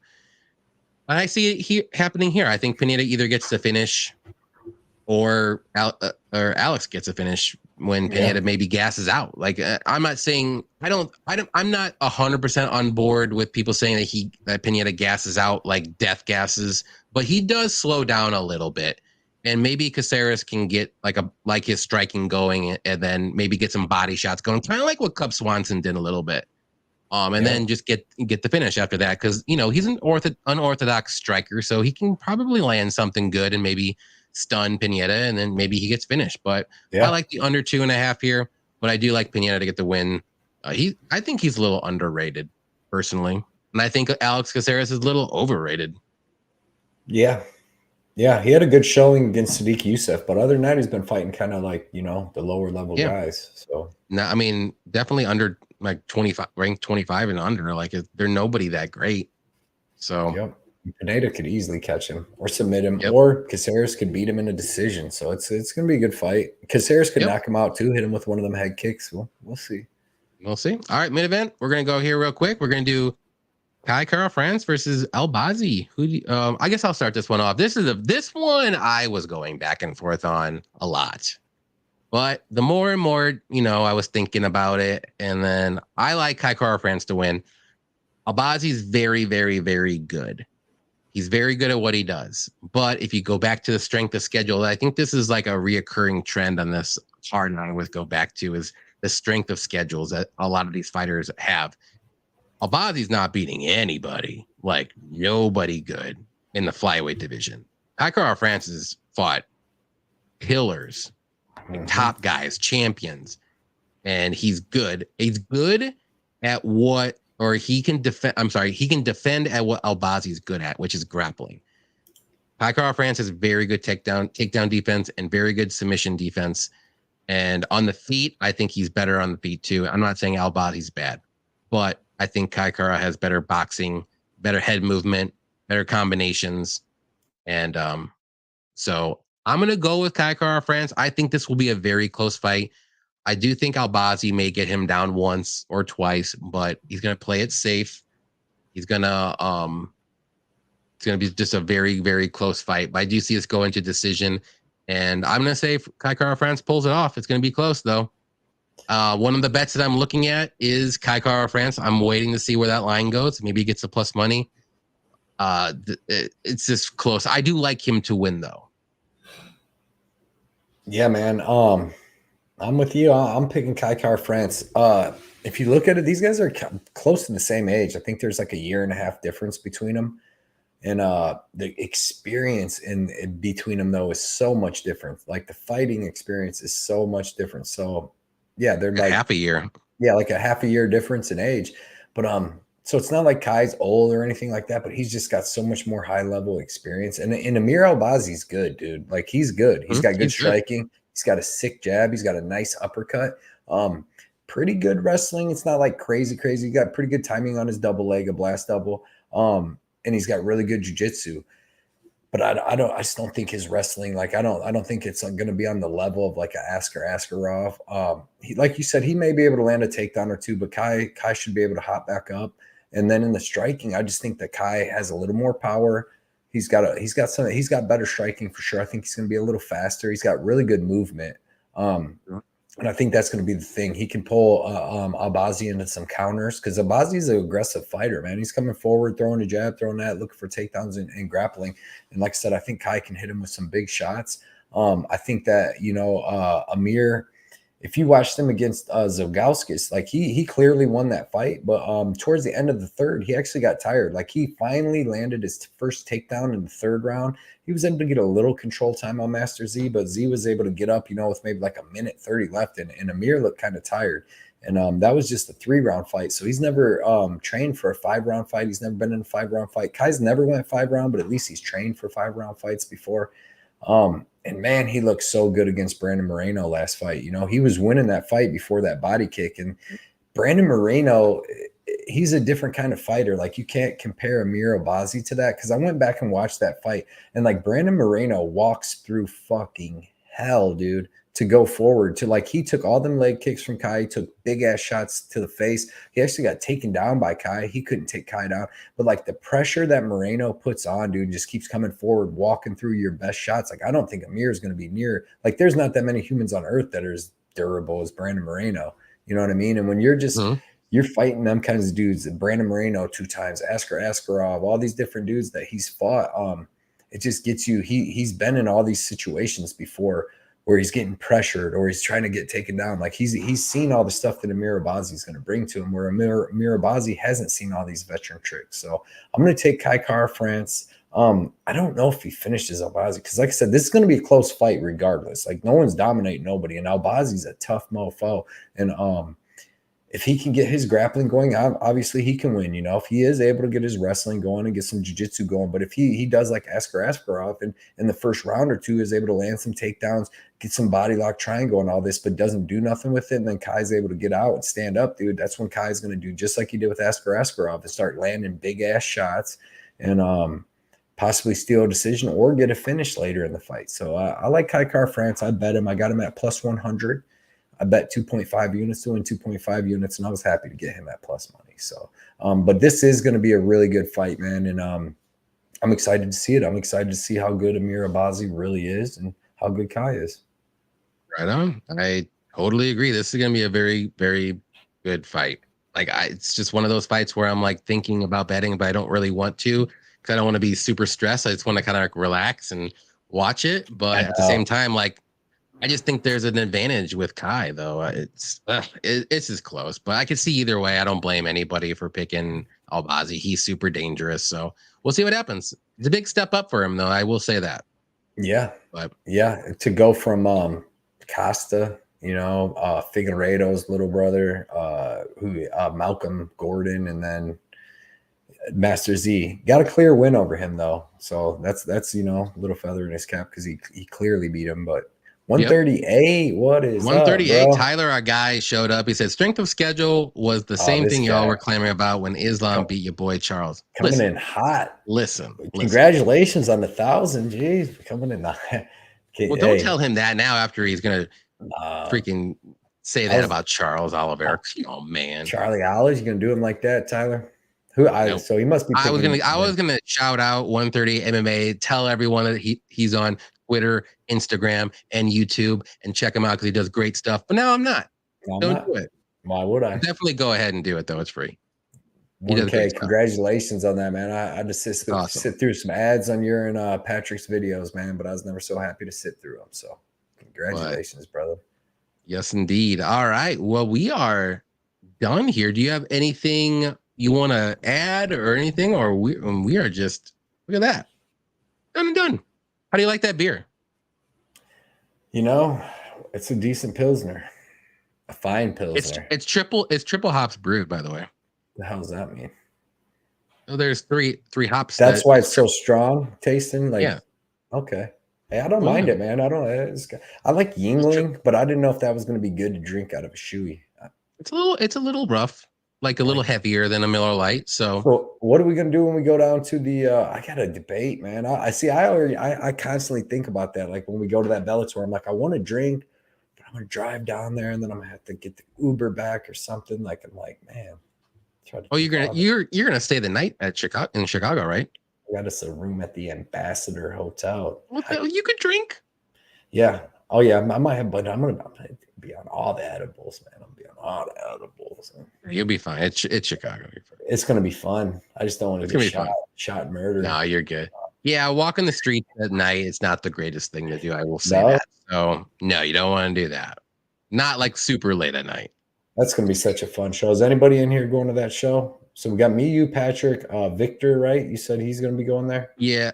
I think Oscar from the chat. I think he's gonna say he's gonna be there. Hell yeah.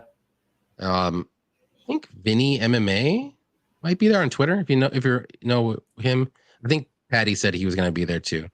Other than that, I don't know. We're gonna have to get. You gotta work. We gotta try to get some food. Yeah, I know. I'm trying. I don't know. It's looking right now that I'm probably won't be able to like leave early or get off that day, but I'm gonna leave early a little bit at least to get up there by 5. So my time. So. And you said it starts at 5. You know what time it gets over? Yeah. Oh, it's probably be over by like, because the main 11. card starts at like 8 or 9. So it's going to be like 10 or 11, like probably 11 or 12. Not bad. It's gonna be a long one. It's 17 fights. That's crazy. I don't know. Yeah, I don't know if we got to get there at the beginning. 17. I'm gonna put in some good bets though. Have some fun. Yep. But all right, guys. Thank you everyone for showing up. We've been here for a little over 2 hours, so we don't want to keep you hanging. Mushroom is gonna be on here shortly in about a half hour, so definitely check out his live stream coming up here. Yeah. It's gonna 10 o'clock. He does great stuff. I don't know if he's gonna have a guest or not, but if not, either way, it's always fun to watch. But definitely appreciate everybody coming out. Pink Floyd, Vitek, Ryan, Jumbo, Daz, 138 MMA, Tyler, Derek, Eric, our guy, Carlos, our guy, Effie, our guy, SK, Bunny, Hunter. If I missed you, Dev, Diego. I'm missing people, but I'm just looking through the thing. Appreciate Anyone who everybody, up, Bunny Hunter. Bias Bets, thanks for coming out. You're a little last minute, but thanks for coming out. Always appreciate it. Definitely tail the book, all that good stuff. Yeah, anything before we go? Check out Mushroom at 10 o'clock, dude. Check out Mushroom at 10 o'clock. Great show. Funny guy. Smoked cigarettes during the main event, man, at the UFC. All right. Later, guys. Well, my bad. I hit the wrong button. Guys. Take care. Have a good one.